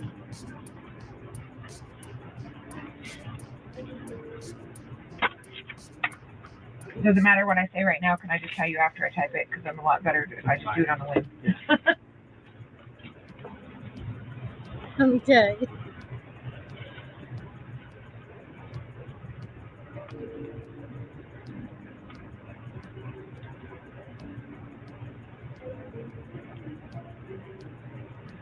So she's texting Tisha and trying to get her to agree to hop on a call. But notice Nicole said the same thing everyone else said. She'll always answer. She answered she was not sleeping, talking to everyone. Airplane mode. I'm like, it's saying that I'm not connected to anything. Yeah, we usually. No, that's fine. I'm like, that's not going to work. I forgot. She's nervous. I forgot to tell you that. That's funny. Ow.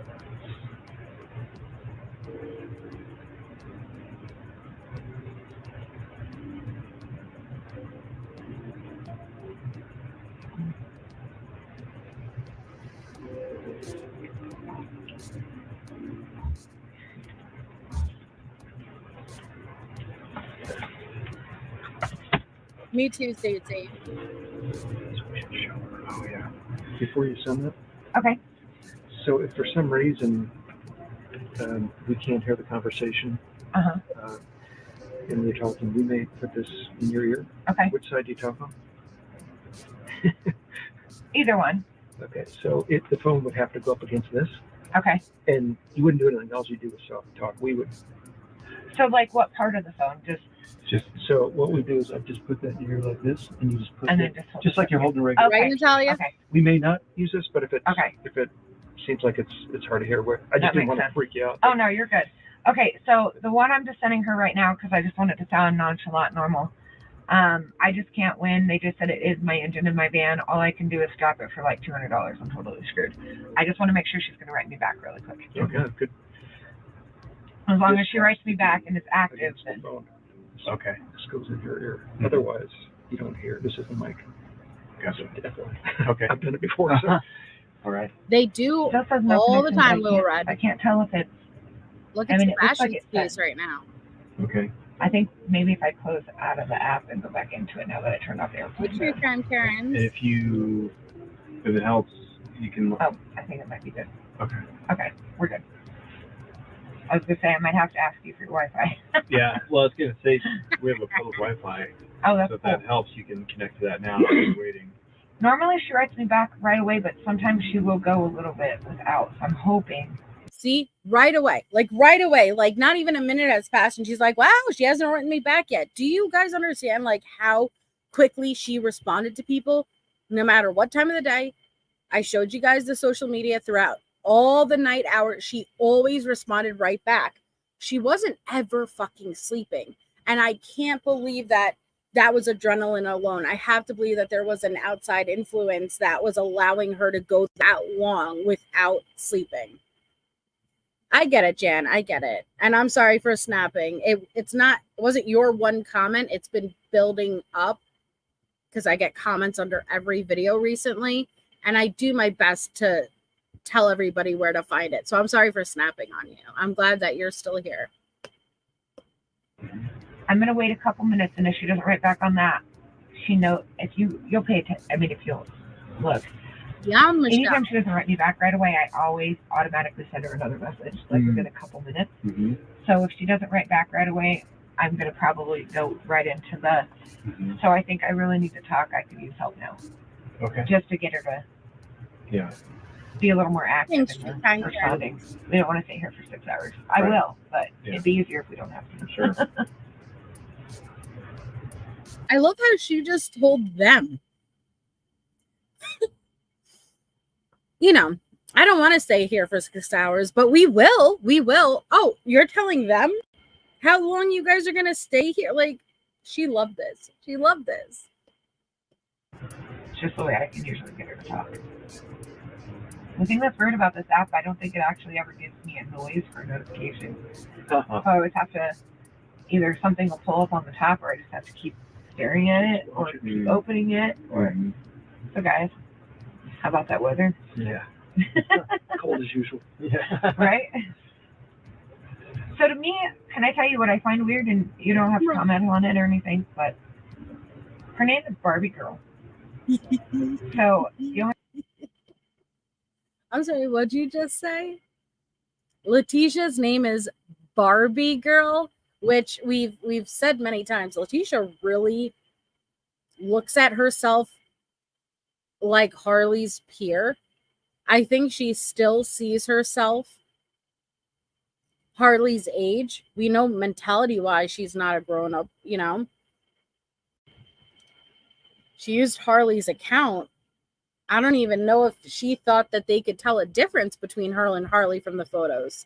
That's how disconnected she was. But her name's Barbie Girl.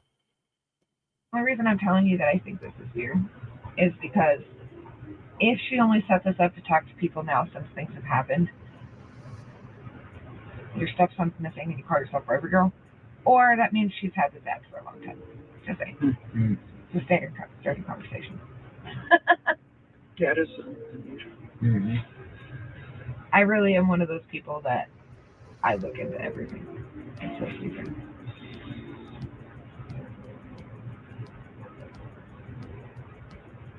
I'm going to get about 1 more minute and then I'm going to do it because I usually, that's just based off my history, that's about how long I take. This should all go about how you're comfortable speaking with her. Okay. Yeah, we don't. I can't speak for him. I get paid by the hour, so. You're like, as long as you want to take, we're good. Right. So, but yeah, we're here however long it takes. You know, we've got time. So.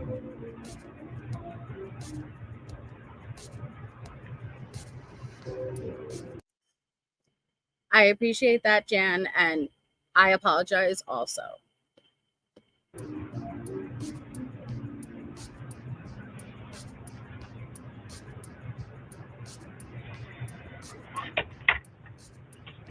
Hey, Jennifer. I wouldn't want to listen to me either. I tell you guys that all the time.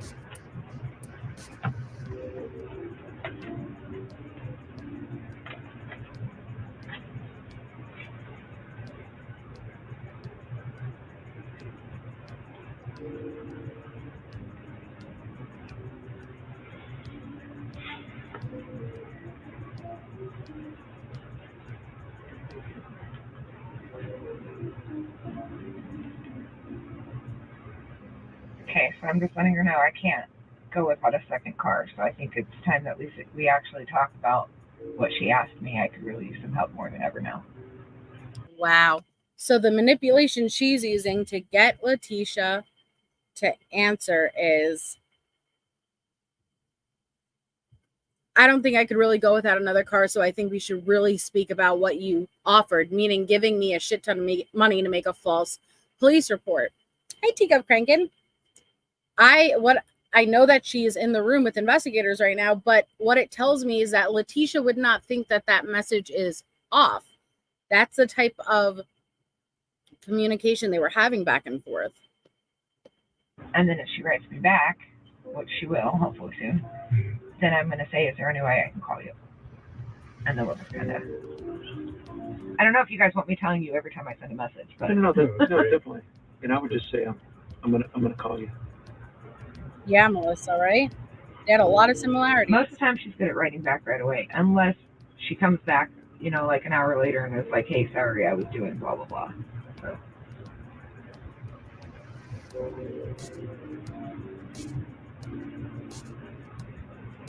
They have a saying for that. I can't think of it. When you stare at something, waiting for something to happen, but there's a saying for it. It's like staring at, I can't think of it. Oh, I know you guys have to know what I'm talking about, though. There really is a saying for that. What is it, like staring at? They don't know. Watching grass grow. Maybe. Something like that. Like if you don't stare at it, it'll happen. Mm-hmm. This will be that one time she takes forever. And actually, well, she's fidgety. Look and see if she's active on Facebook, because that'll let me know that she's active. Watch pot. Oh, so it's Sepler is my last name. Oh, okay. I knew it was something that started with an S.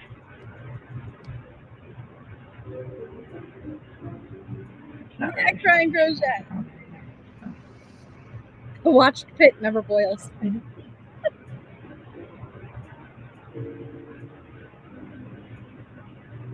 So would it be unusual for you, like if this way, if she did it at midnight, would that be unusual for you not to respond to that? You know what I mean?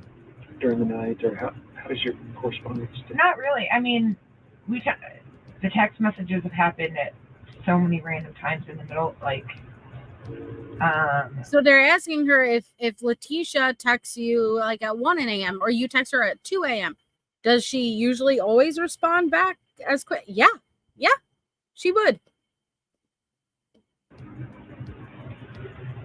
Early morning, afternoon, late at night. There's been a few times. Okay, so if I knew I wasn't going to be able to respond to her soon, I didn't want her to think that I was, like at the beginning of this, right after she asked that question, that I was talking to somebody else or avoiding her or something. So I would make up an excuse, like, hey, I'm about to help my dad with something, so if I don't respond, this is why.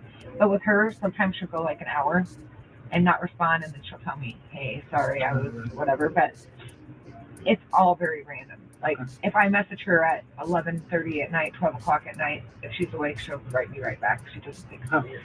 So it's just whenever I think of something to say to her, I say it. Yeah. And real quick before I forget, it's probably on your phone, but what's your username for text class?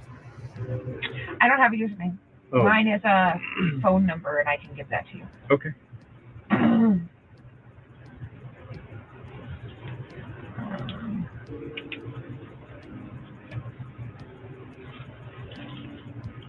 It is. Okay. If she wants to I haven't set up a name on it. If she wants to meet, would you be comfortable with that? Obviously, we would be around. Like I said, I wanted to meet up with her before, but I got scared doing it. She may suggest that, and if she does, that's fine with us. And we another state. We would be there for you. I'd have no problem with that as long as. Well, it's hard, Melly Lynn, because I don't know what time this interview, you know what? I could find out what time this interview was.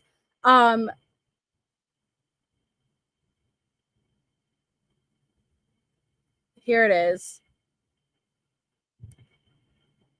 At approximately 1000 hours, I spoke with Nicole on the telephone. I asked Nicole to come in. At approximately 1400 hours, Nicole arrived at the OTS. At approximately 1415 hours, I interviewed Nicole in the interview room. So it started at 1415 hours.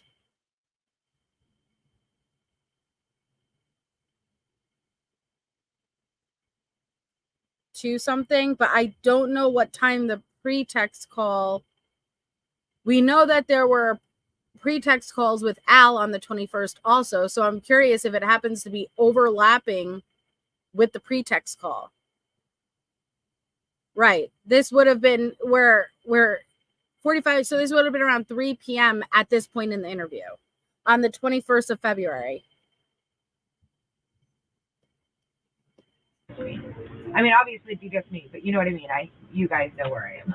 Right. Oh yeah. Share crime crochet. When's the last time she talked about getting together? Okay. A Barbie with talent. It was before we got the app, so that would have been. And she kind of hinted towards it again yesterday, but the one time she actually full on said, "Hey, can we meet for coffee?"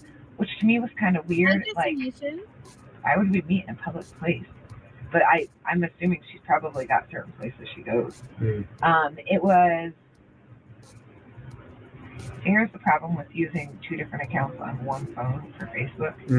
Every time you try to go into Messenger, it wants you to go into the other Messenger. And then it tells you it's expired. Please log in. It goes. I don't think she is, Carolina. Social media. Yeah. Yeah, you guys love it. And I'm not usually that big of a social media person, but through this, I kind of have been.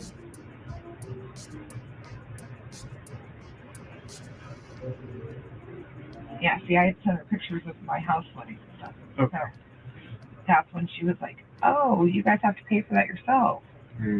Hence the money situation. She had asked. Oh, a loving summer mood. You're kinky. I don't know if I'd hate that or love it. Oh, I thought that was her braiding back. Yeah, true crime parents.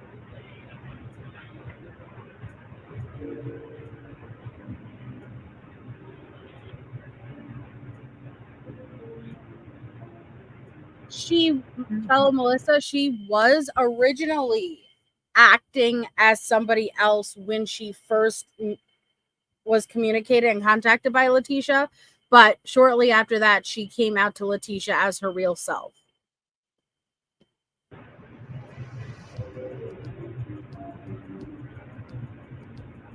You would try it, Hazel Eyes? I would try it.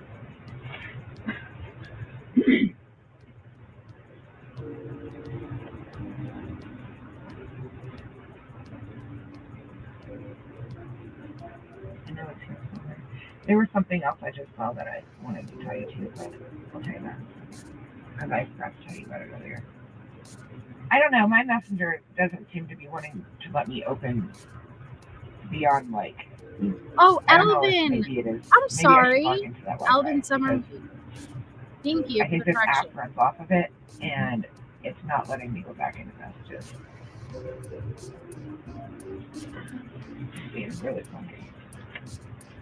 APC guest? Public. Public. And then it'll direct you to a page, and you'll just have to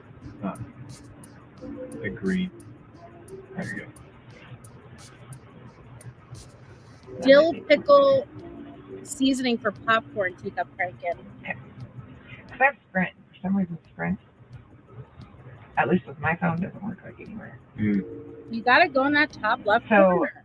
While I'm looking for that, I know you guys are probably going to go through all these messages. I mean, I don't know if you guys personally are or not, but I had said something about people saying that there's another part to that video, the truck video.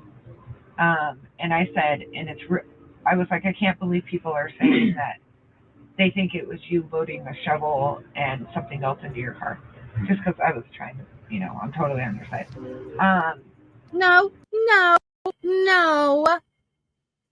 Sorry, I hate this. At least stand on it. Okay? But she's over here, like, trying to get ahead of the messages they're going to see that she said. And guess what? There's nothing illegal.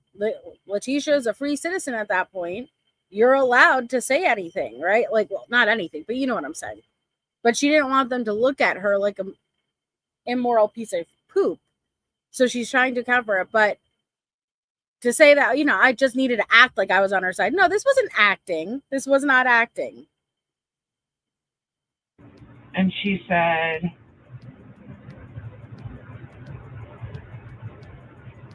oh, that must have just been me cleaning out Albert's truck. He had crap in it, wood and trash and other things. And just the way she had said it was really weird. Can I answer this just in case? I don't know if it could be. Hello? You got to call Dad. I got to go. Okay, bye. That was a number I didn't know, so I wasn't sure. I was going somewhere with that, but I don't remember now. So I'm just going to stop talking. She isn't, Sarah. Are you talking about her interrogation? Because I've called her a couple times, and if she doesn't answer, she'll write me right back sometimes. So I'm just going to try and call her. Only thing is let me call my husband from this app. I've never done speakerphone on it, and I want to make sure there is a speakerphone. Here's another crappy thing about this thing is you have to watch ads to use the stupid app. Let me call him to make sure I know how to use a speaker on this, because this is weird. Okay.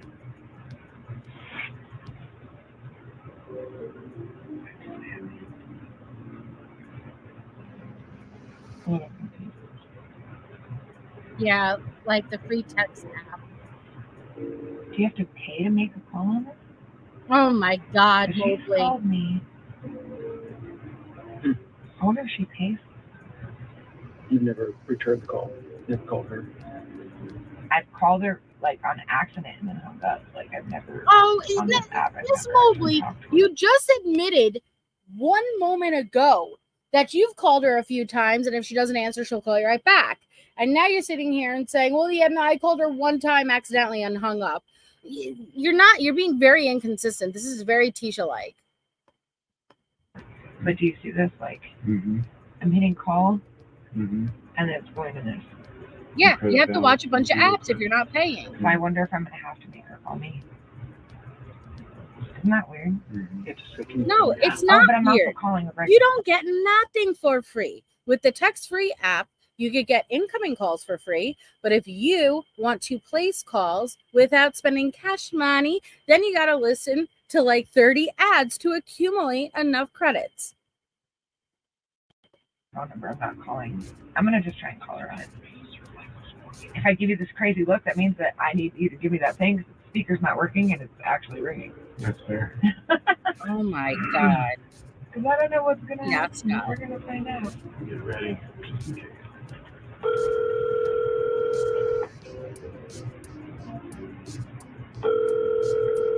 Who knows, Roro? Right, Sarah? She is true crime parent. Tisha.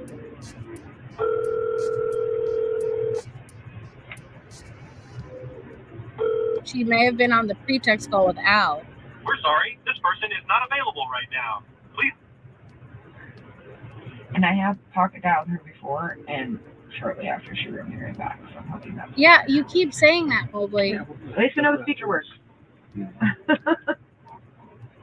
Like at least I know that part works now. Yeah.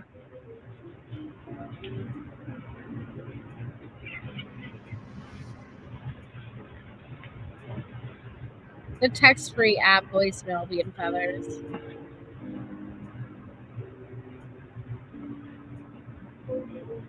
That's fun when waiting game.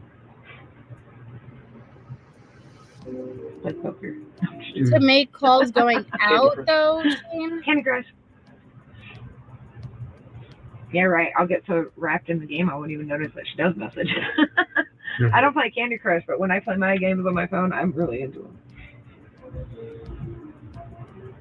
This is awkward. I swear this is outside furniture.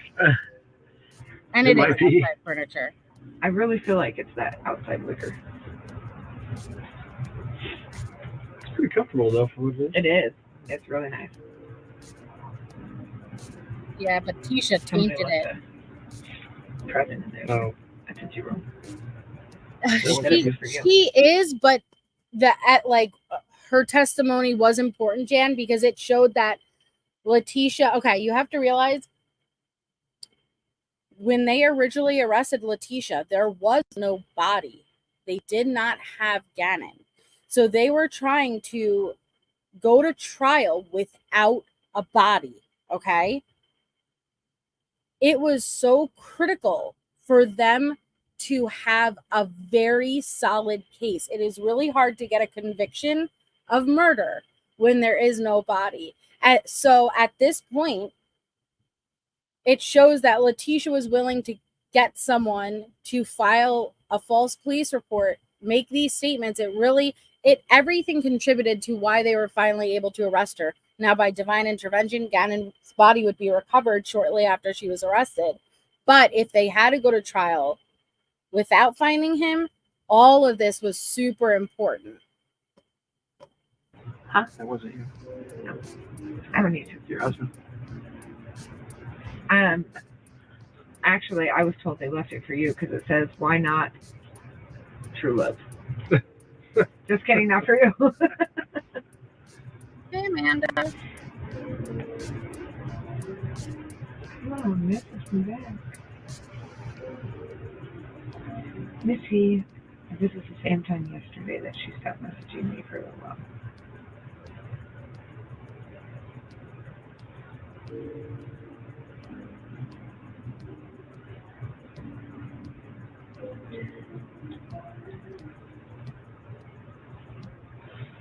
So how long ago did you install that app? Or I know you were starting to talk about that. I installed it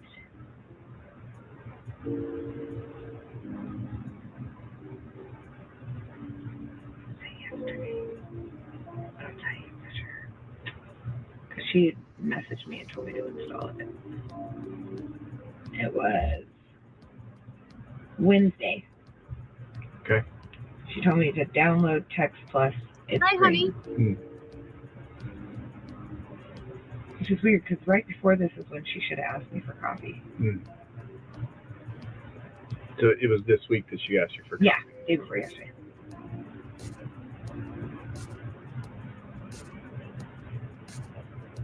She asked you to meet for coffee. You're in Colorado. She's in the Carolinas. Here it is. When she asked me, she said, since I know you, since I know who you are, I wanted to see if I could meet with you. Maybe she didn't say coffee. Maybe that was in my head. I swore she said coffee.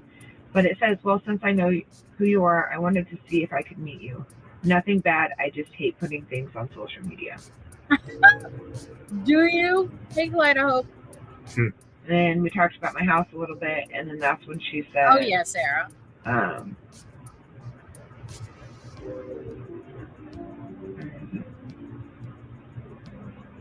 They have a different law in that state, Harlot, and they didn't release it.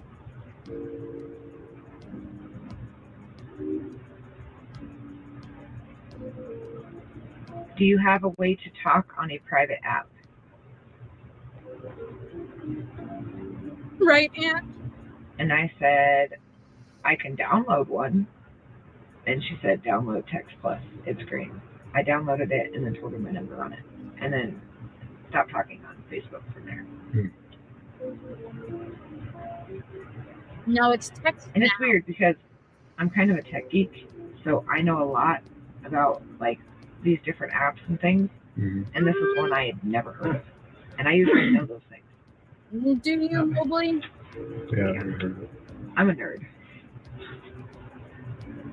I kind of hate being one because everybody calls me for everything. Hey, my computer's doing this. Can you fix it over the phone somehow? I'm like, 4 hours later, and when it's somebody who doesn't know what they're doing, and you're like, do you see the thing that looks like, no, I don't see it. I'm telling you, it's right there. Miss ma'am, you couldn't even just, first of all, just forget about it. Here comes the pain in the butt. Us nerds don't collect you, Mobley. Well, she will write us eventually. I don't know when, but sometime. Right, Geek-Up? I'm offended as a... And I sent her these pictures of these. Remember I told you about the guys with the tattoos on the face from the guy that's Uncle Matt? And she told me one of them looks just like him, only not as dark. So remember a little bit earlier, Mobley's like, you know what? You say Uncle Matt is gonna. I'm gonna go through Ancestry. I'm gonna find you an Uncle Matt related to you. I'm gonna help you with your defense. And so she sends her a bunch of photos of these Uncle Matts, and Tisha's like, oh, this one looks just like the guy, but he's not dark enough. Okay, sure.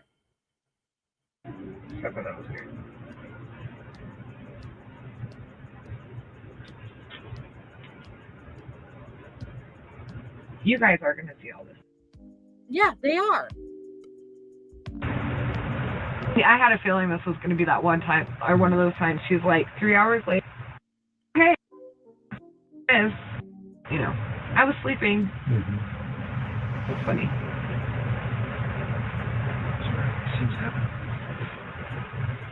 Right. So I think it's weird that she was writing me from Carly's account, like at the very beginning of this, like before getting witnessing and stuff. Did you ever ask about that? I wanted to really bad. Like, it doesn't make any sense why, especially when she was asking me to have my niece go and stay over there. I'm like, I don't even know who you really are. You want my niece to go stay at your house.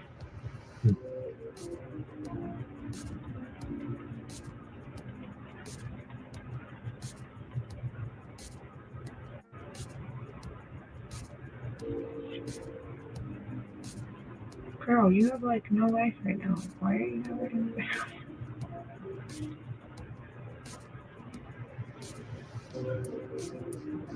It's not around that time.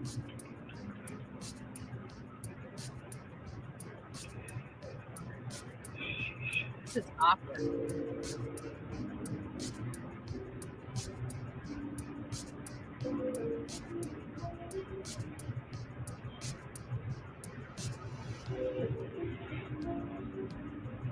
I wonder, I'm going to ask if you, do you guys know any of like the news people? I know. I'm just really curious because this news lady who I told you guys writes me all the time, I don't think she actually does the news. I think she's like, oh my god. So I'm just looking for anything to kind of fill up the time because the silence makes me feel uncomfortable. So you remember that news lady I told you about a few minutes ago? I don't think she actually does the news at all.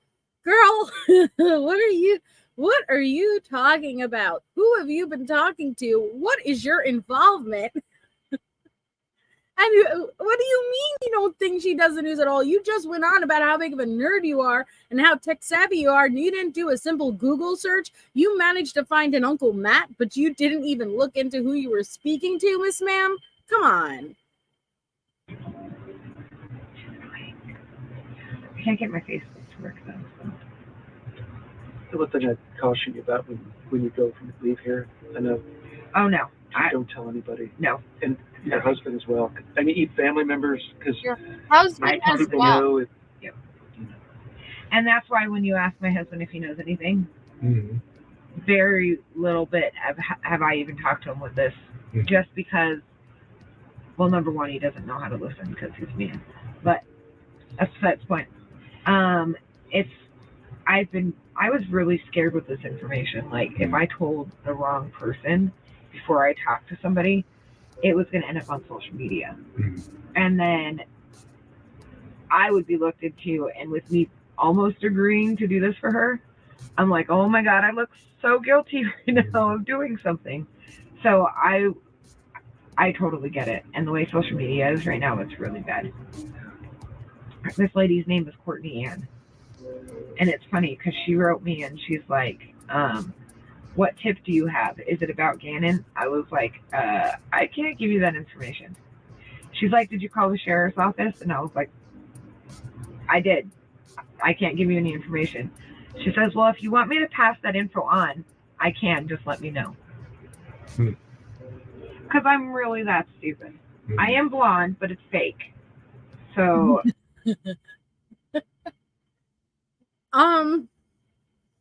you respectfully, you are take a listen at the situation you have found yourself in. I'm sorry that you have inserted yourself in, and then ask that again. You really think I'm that stupid? Yes, I do. You came this far. The things that they do, ever since that one thing got released by that one news station, I'm just like, how long have you been like a detective in Colorado? About 5 months. Really? I've been a deputy for 6 years, but I just came to this division about 5 months ago. I wonder if you might know about. You might have heard about it. I don't know. Were you ever familiar? It's a cold case now with the Bakima El-Shani case. Really? Yeah. Really? From you don't know that? France? Yeah. And it was all over the news. It was like 7 or 8 years ago. So her family called to do a well check on her. And as soon as cops pulled into the apartment complex, they heard a gunshot. And they go into her apartment, and her fiance shot himself in the head. And we did a massive search party for weeks. Never found her body. They found evidence of where he went with her and everything else. So, Kim, that would be when Leticia changed her plea to not guilty by reason of insanity in 2022. And Allie and Bendy have the jail calls from that time that they're releasing actually right now on their channels. So I'll drop the link if you're interested to check out those calls. But from what I remember, Harley doesn't flat out ask her. She knows it's a recorded line. But it was when she changed her plea to not guilty by reason of insanity, which means you are guilty, but you're not guilty because of insanity. So you've done it, but you're not responsible.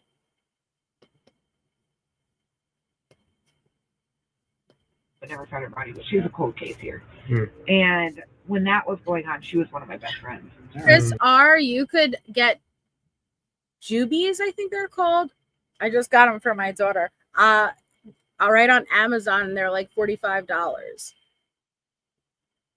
Yeah, when that was going on, the news would ask us questions like just nonchalantly while we were out there doing the search and everything. And next thing you know, they were twisting our stories all over.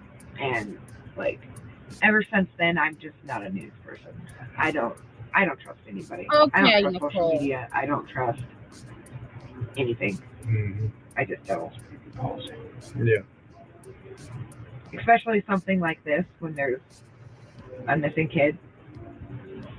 I don't. That's why I never went and met with her, because I'm like, I don't know what's going on. I don't want to go meet with somebody yet, you know? No. So, no. Yeah, you don't have to worry about me. You do have to worry about her not texting me. Give us some time. Sure, chicken chipe. Dude, this woman. Ugh. No,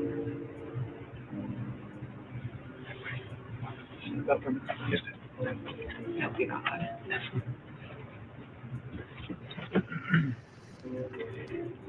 Black people. Did you grow up here in the spring? Yeah. Kathy D. Yep. Where'd you go to school? High school I went to Whitefield. Did you? Yeah. Well, for like a year and a half, and then I got kicked out. Oh. So I ended up getting my GED, but did you grow up here? Mm-hmm. What school? I went to Whitefield for about 3 weeks. Did you go somewhere else after that, or was that just it? No, I went to Whitefield and then February I bounced 21st, around town a little Deborah. bit. Went to Whitefield, Palmer, and finished out at Sand Creek. They continued to talk after that for a short period of time, Kim. And then, well, it was all when she changed her plea to not guilty by reason of insanity, it was everywhere. The news broke. It was everywhere. And yeah, Harley continued to talk to her for a bit after that until then they stopped speaking. Yeah, I went to Whitefield. My husband went to Whitefield too. And we went to Sproul Junior High. Okay. So for like 3 weeks, Whitefield was bad. It was bad school. It was back when I went. It was bad. What was your graduation year? 98. I'm 04. Okay. Oh yeah, little my sister was. I would love AirPods, but I would lose them. I remember when graduation year was. Yeah, mid-90s is rough. I'm gonna just jump through this. I mean, it's definitely better from when I was a kid, but and like a name for that, you know. I'm kind of secluded out, but now this, I don't care about people are gonna go to rob houses or to. They're not gonna go to the ghetto. It doesn't mean that the people came from our neighborhood. It's just, I mean, if you were gonna go do something, are you gonna go in the ghetto? Or are you going to go into the nice neighborhood where you think where everybody trusts everybody? I mean, up until just recently, we didn't even lock our front door when we were at home. Well, that's stupid. Which is stupid, I know. But yeah, now we have ADT, and it's always locked, home or not. But you know, you never know. It's crazy. I just can't believe how many people are portraying it as such a bad. It's crazy because it's like 50-50. You got these people that are like, oh my God, that's such a horrible neighborhood now, and oh my God, why would he? I just get the earbuds from Five and Below. They're horrible, and you cannot use it to like answer a call or something. The person cannot hear you. But I will not spend money on earbuds because I will lose one. You know what I mean? So like, it's just not worth it. Then you have this other half that, because of this Gannon thing, everybody wants to live there, and people are posting, oh, I can't wait till I can get a house there. I'm selling my house now. And why? Like, this isn't. It drives me nuts. No, I will say, and I haven't been as Five and Below has a lot of great like little random things. I haven't been as involved in that end with like research and stuff.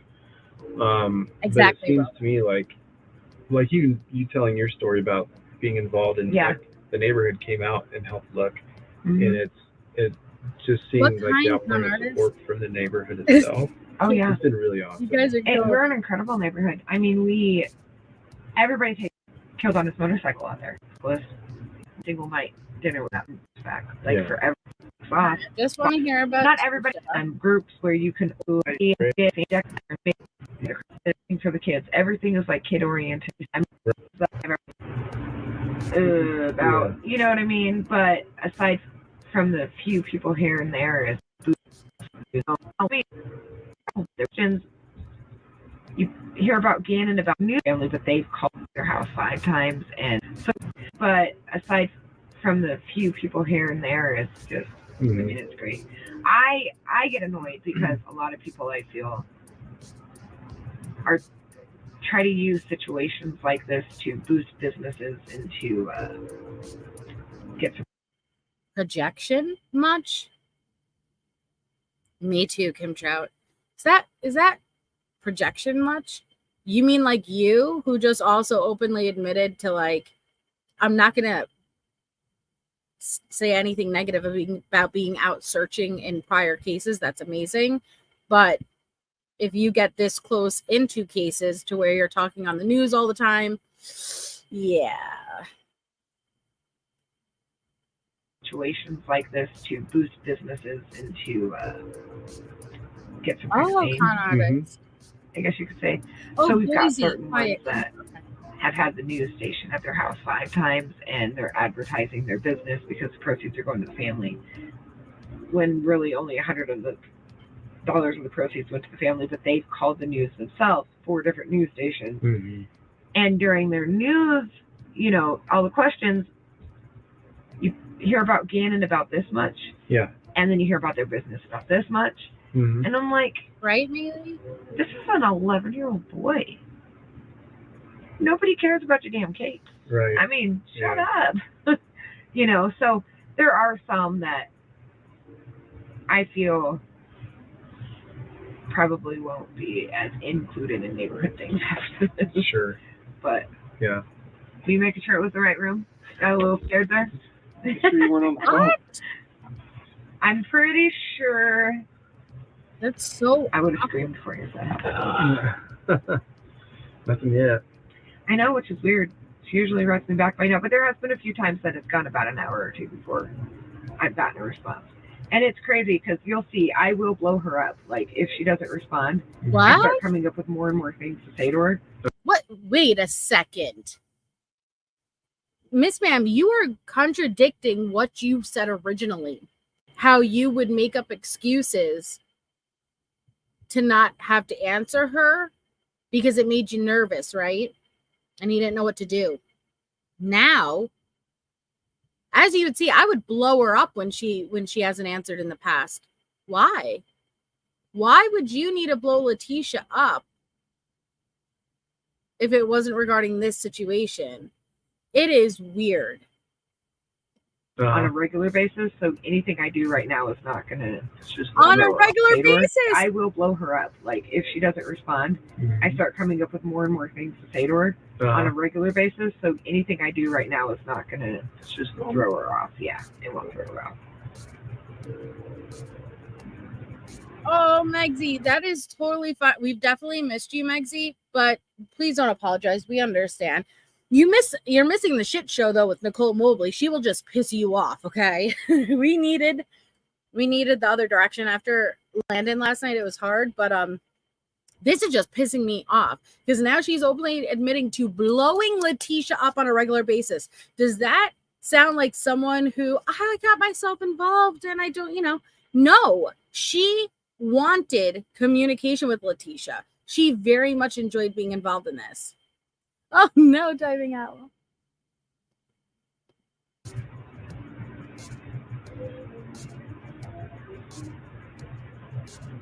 Right, Blue? No, Megsy. I mean, it'll hurt your head. I was hoping to talk before my husband gets home. Aurora.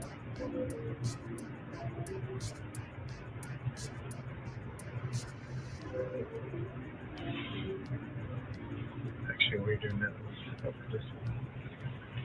Nope, you're not allowed to do that. Guys are like, get me the fuck out of here. I'm getting paid time and a half for this, bro.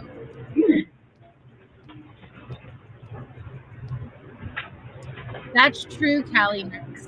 But I wouldn't drop that much money on. They're like hundreds of dollars. Nobody got time for that. Come on, lady. Did you just send her another one? Huh? Did you just send her another one? Yeah. I just said, hey, I just want to try and talk to you if I can before my husband gets home. She's too busy on the pretext call with Al, man. She can only do one pretext call at a time. I don't want to keep staring at it because I feel like it makes it not happen. But I also feel like if I don't stare at it because I don't actually get notification like sounds that That's kind of unusual, isn't it? Right? Like, my head hurts. This is an 11-year-old boy. Yeah. Nobody cares about your damn cake. Right. I mean, shut up. So there are some that I feel.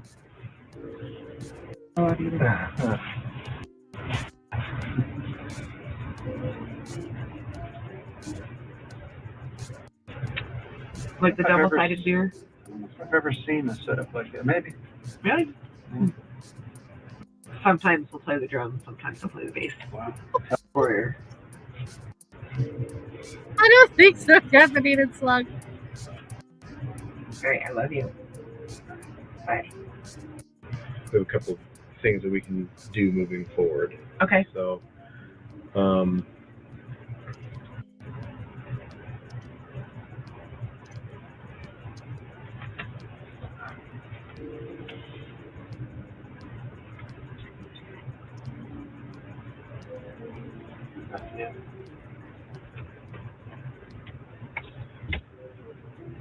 So, we got a couple of ideas. We can talk about this a little bit, but we've got some ideas as far as, let's say she doesn't get back to us right away, and it gets to the point where maybe we have to call it a day. And, we have a couple of things that we can do moving forward. Okay. So,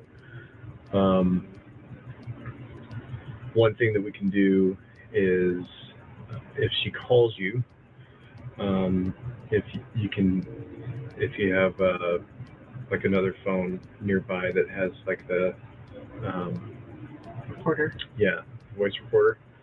Just you can record it for us. Okay. And then we can take a look at that later. Or you can. And I do have a spare phone that I can do that. Okay.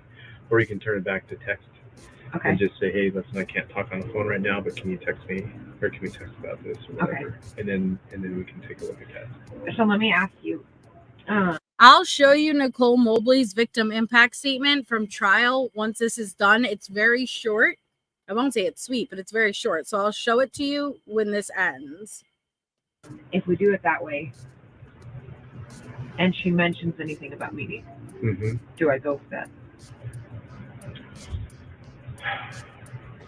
I mean, obviously, I'm not meeting her by myself, but do I? So here's what we can do, and you've got my number, so you can reach out to me, and I'll make sure that I coordinate on our end. I don't with think that. so, Hazel. If she wants to meet, then if you can say if you can push it out to like Monday or something. Oh, which like I that. usually can. Yeah. So then that would. I'll just blame it on the kids and stuff. Right. Then maybe that would give us enough time to. Always give us time to help. Yeah. Okay. So. I just wasn't sure if I should try and avoid it altogether, or if it's brought up, if I should kind of. Okay, that's fine. So, yeah. Okay. Or even if she calls back, that's another idea too. If she calls back, you can maybe just send her a text back saying, "Hey, I'm not free to talk right now. Can I call you at this time tomorrow?" Okay. Or something like that, and then we can then let you know, hey, this is what's going on. Yeah. Okay. And then that way we can get back together and basically schedule the time that makes sense. Yeah. Me too, Blue. I get feels it. like she's important. I get it. No, you don't. They are judging you. Trust me. Yeah, Stacey. I'm gonna restart my phone because even though I just got a phone call, even my text messages, it doesn't look like any of them are my phone. It's brand new. No, ma'am. You say you're tech savvy. Remember, you were a nerd. Remember, you just got 2 calls sitting right there. You don't need to reset your phone. You're doing fine. She's just not responding. Do I get my badge now? That's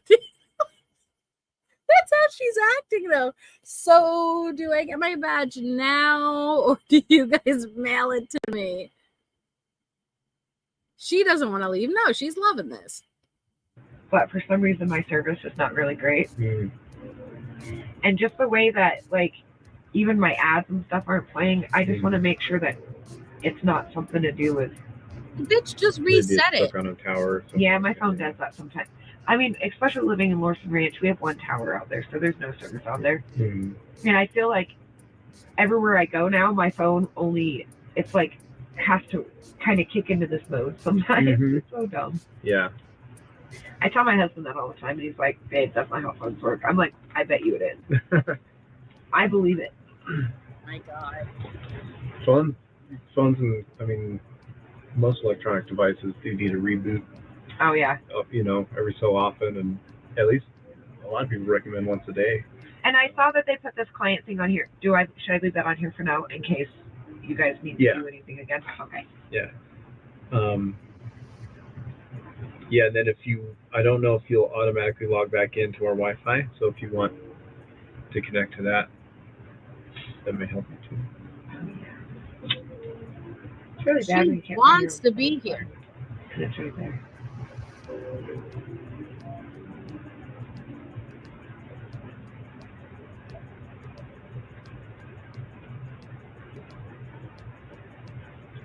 Good to know. I'm really hoping that was the case. I mean, she talked to me about the stupidest things today. When's the last time that she messaged you today? 11:57. Okay. 2 hours But before I didn't coming write her again for a couple hours Mm-hmm. because I told her I was in Denver. Mm-hmm. Is there anyone else that would know her well? That what? That would know her well that may be that you think FBI I could talk to church.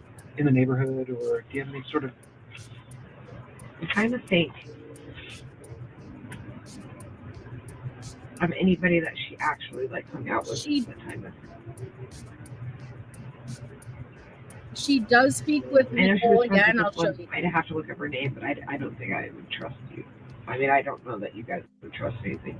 I think 'cause that's one of her confidants or whatever. Not really. I mean, her daughter, I think, was more active. Hardly was more active with neighbors than I think she was, which is really weird. But let me think about that. 'Cause there might be somebody, Even if they're good friends with her, just So someone we may want to talk to.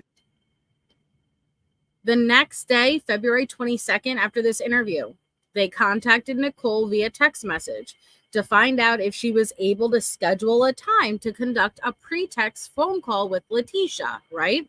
So the day after this interview, hey, did you ever get in touch with Leticia?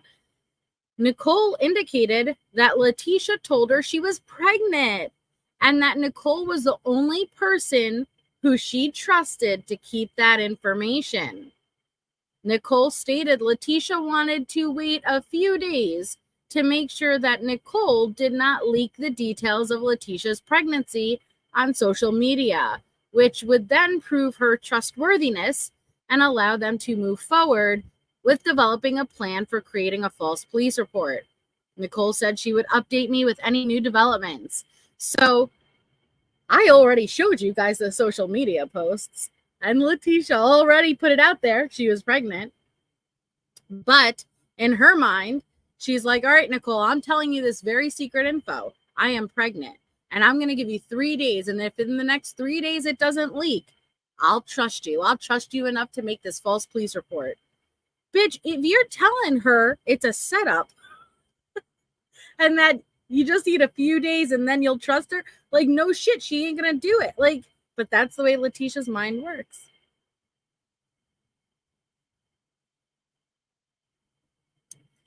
I'll try again. Anyone know what video Melissa goes over the movements in the house the day of the murder? Did it show two going in the house? Are you talking about the ADT alarm? There was simultaneous movement. Yes. Showing activity on the top floor and the basement at the same time, indicating two people. Down the line, maybe not now, maybe so. I know. I could show it to you again. I don't know how much she knows of Lady Kelly, but remember I was telling you guys about her asking about my niece staying at her house? Mm-hmm.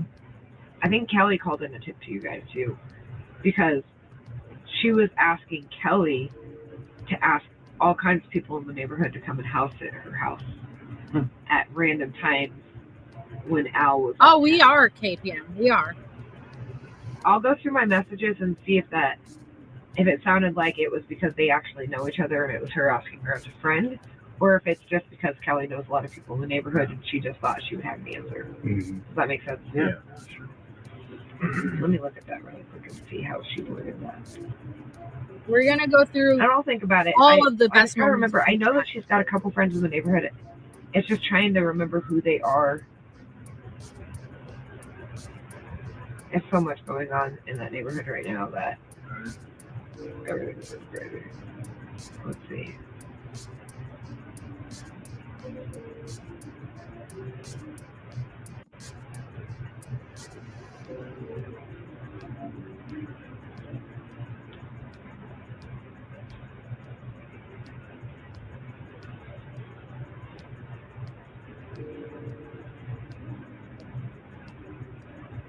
Looking for this ADT screenshot too. I do know that she uses an app called Rover. Have you heard of that? Okay, so when she was asking Kelly to find somebody to help with watching the house, because I have all the messages she had sent Kelly, she had told her she found someone using Rover who lives in the neighborhood. I have Rover. Basically, Rover is for like dog walking, house sitting, things like that. But you download the app, and then you can put like, I'm looking for somebody to house sit on these dates, and then you get all these different profiles of different people. So she uses Rover, and she has met somebody off of Rover. I don't know if there's a way for you guys to access her Rover or something, but there is somebody in the neighborhood I do remember that she met off of Rover that became like her normal house sitter / found it dog sitter / anything she needed from the neighborhood. Babysitter, and she's in our neighborhood. It's somebody in our neighborhood. I don't know who it is. I just know that it's in our neighborhood because she had done a thing on Rover. She's not. Yeah, I she can't pull pulls it her up now teeth. because I'm no longer offering services on Rover, and I'd have She to go was through a whole Mexi, and she verification made a process. victim's But I impact. remember seeing her on there. I'm going to show you guys the victim impact statement in a couple of minutes when this ends. And she was the first one. She was the first one up. And she had somebody that ended up taking over all of her stuff. So it's somebody in the neighborhood. I could potentially find out who it was without making it obvious, and I'm trying to do so. But it would take me like a day to do that because I'd have to reset up my account.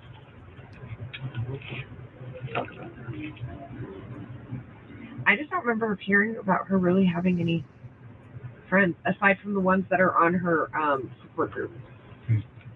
Her support, the fake accounts.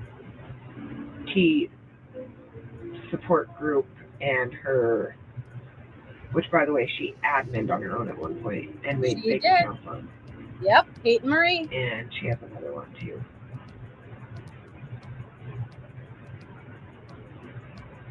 And that's how I know I can tell you one of the people in the neighborhood because she's got one of her like best friends from the neighborhood who is all over this page and rents all the stuff. So it would just take me forever to read it right now. No.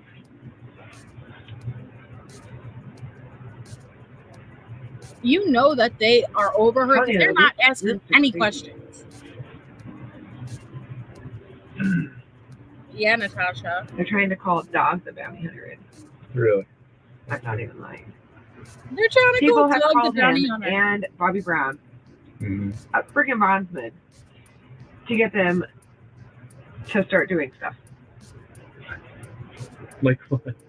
They say law enforcement isn't working hard enough and doing their job. So why don't we call these people? And a bunch of people hit up Dog the bounty hunter. You're saying they as if it's distancing you from them when you are part of this group. You were one of the few that were an actual person versus the fake accounts Leticia was under. This was you too. And he's interested. Bobby Brown is interested in helping. I don't think so, Julie.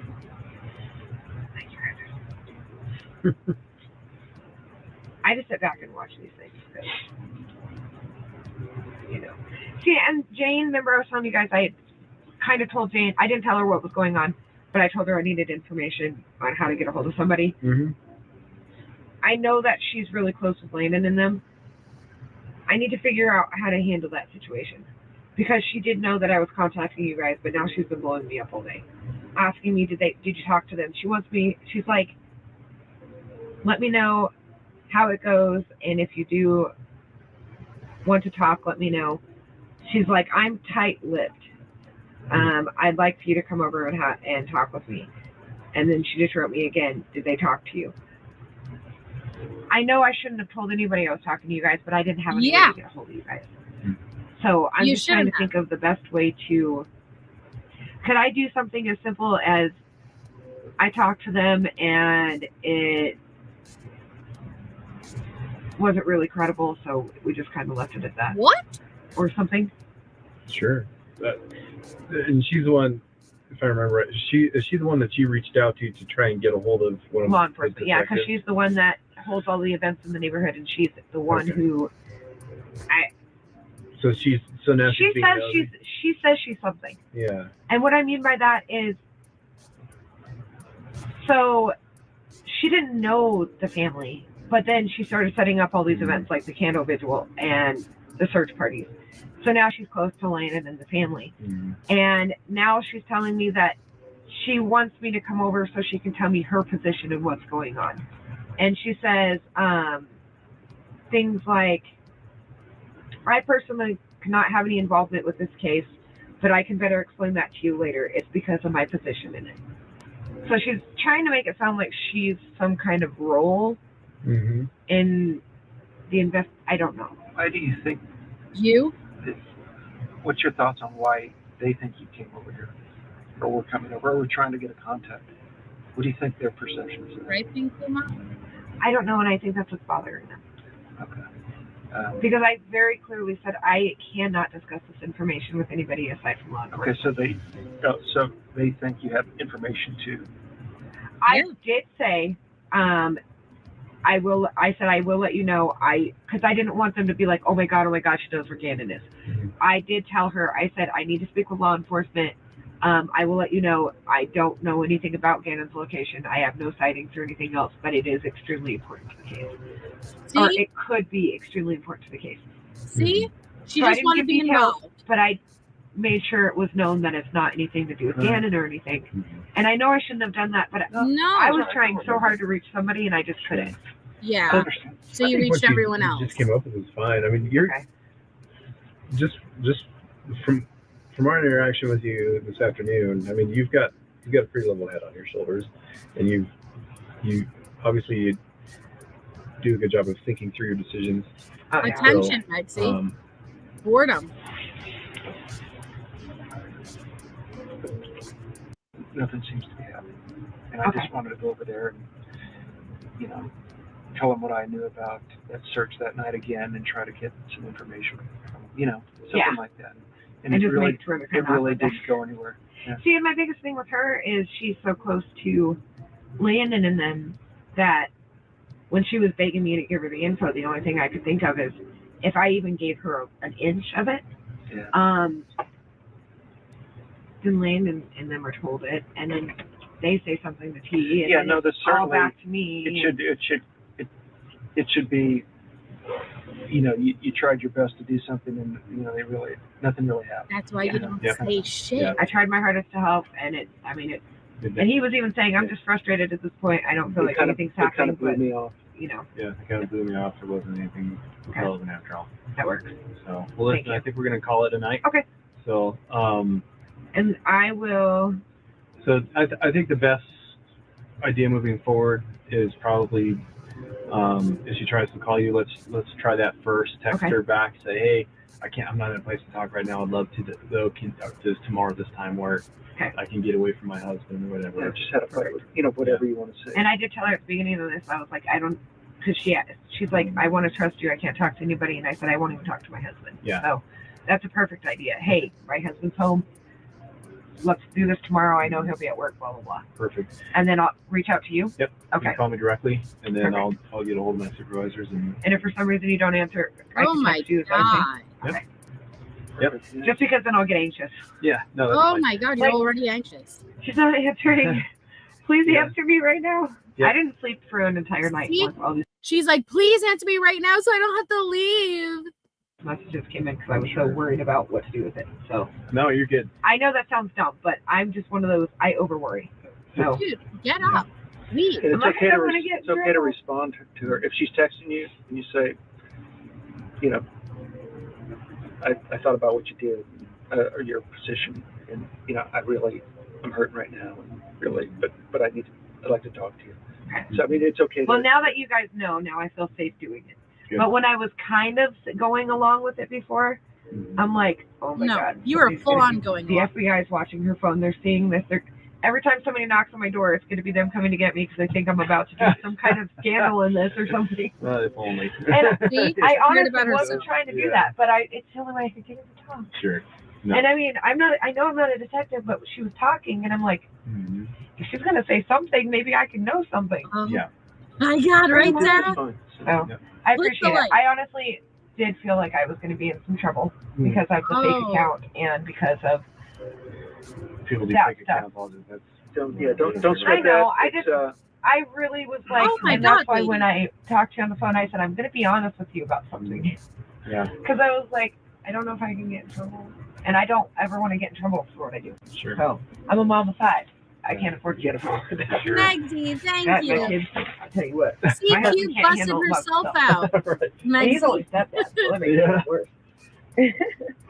Okay. Well, yeah, you're pretty good. And I definitely appreciate how amazing you guys were with me because, girl, even though I didn't do anything wrong, I still get nervous with these kinds of situations. They're walking out the door. Nicole, I walk in the front door and he says he's here to meet you, and he says I'm FBI. And then he looks over and he goes, "Are you Nicole Mobley?" And I'm like, "Yeah." He scared me on purpose. No. He scared me on purpose. Now that's your own guilty freaking conscience. So real quick, I'm gonna play you guys her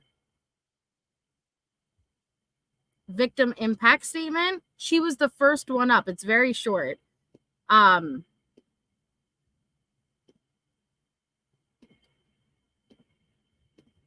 So let's take a look at how Nicole's a victim. Podium there and just state your name. Sound is on. Victim statements. Nicole Mobley, Nicole Mobley.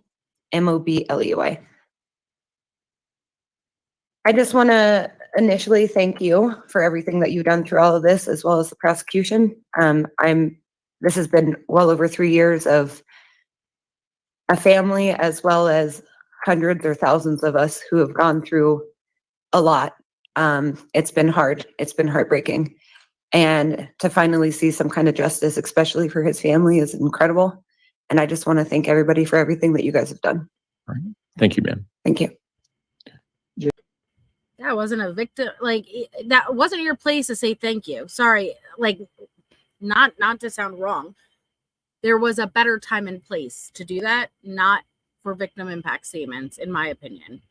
But then I just want to pull this up on the screen. I'm sorry, I forgot who asked for the alarms, but here it is. If you want to take a screenshot and kind of like look it over yourself, because it's very fine print, but if you actually are able to comprehend and read what it shows, there's movement simultaneously, and that is the murder. You're gonna see the movement up, down, up, down, up, down, up, down. I told you guys, based on this, I don't think all 3 weapons she used were with her at the time in Gannon's room. I think she had left and got another weapon and come back down. It's crazy. It's crazy. This is the ADT alarm system that shows movement at the time that they came back. And Leticia sent it out to prove she wasn't alone, right? There was someone else in the house with her. There was, yeah. Gannon originally. And so the movement you're seeing, it's like a code, you know, like it is her committing the murder just in motion detectors. So it's very eerie. There you go, Cups of Love. It was you. You're welcome. So here, let me make that full screen for you real quick. You could screenshot it, zoom up, take a look. But yeah, there it is. And so then, you know, our missing child for tonight's live was Sean White, missing since December 8th, 2002, out of Wilmington, Delaware. He would be 21 years old. Here is an age progressed photo. The last he was wearing was green and white pajamas and a gray Mickey Mouse snowsuit. He has long eyelashes and very thick eyebrows. So if you or anyone you know has information on their whereabouts, please contact the Wilmington Police Department at the number located in blue. So, all right, guys, I do not know what I'm going to do for tomorrow's live. Maybe we'll go over the babysitter interview, or I have to look at the other things I have. I don't know off the top of my head what we're going to go over, but when I think of it, I will schedule it tonight. And so I will see you guys tomorrow about 7:30 Eastern. So thank you all so much for being here. I appreciate it. Thank you for anybody who had sent a super chat or gifted memberships. Your support is always so very greatly appreciated. So I hope you all have a wonderful night, and I will see you guys tomorrow.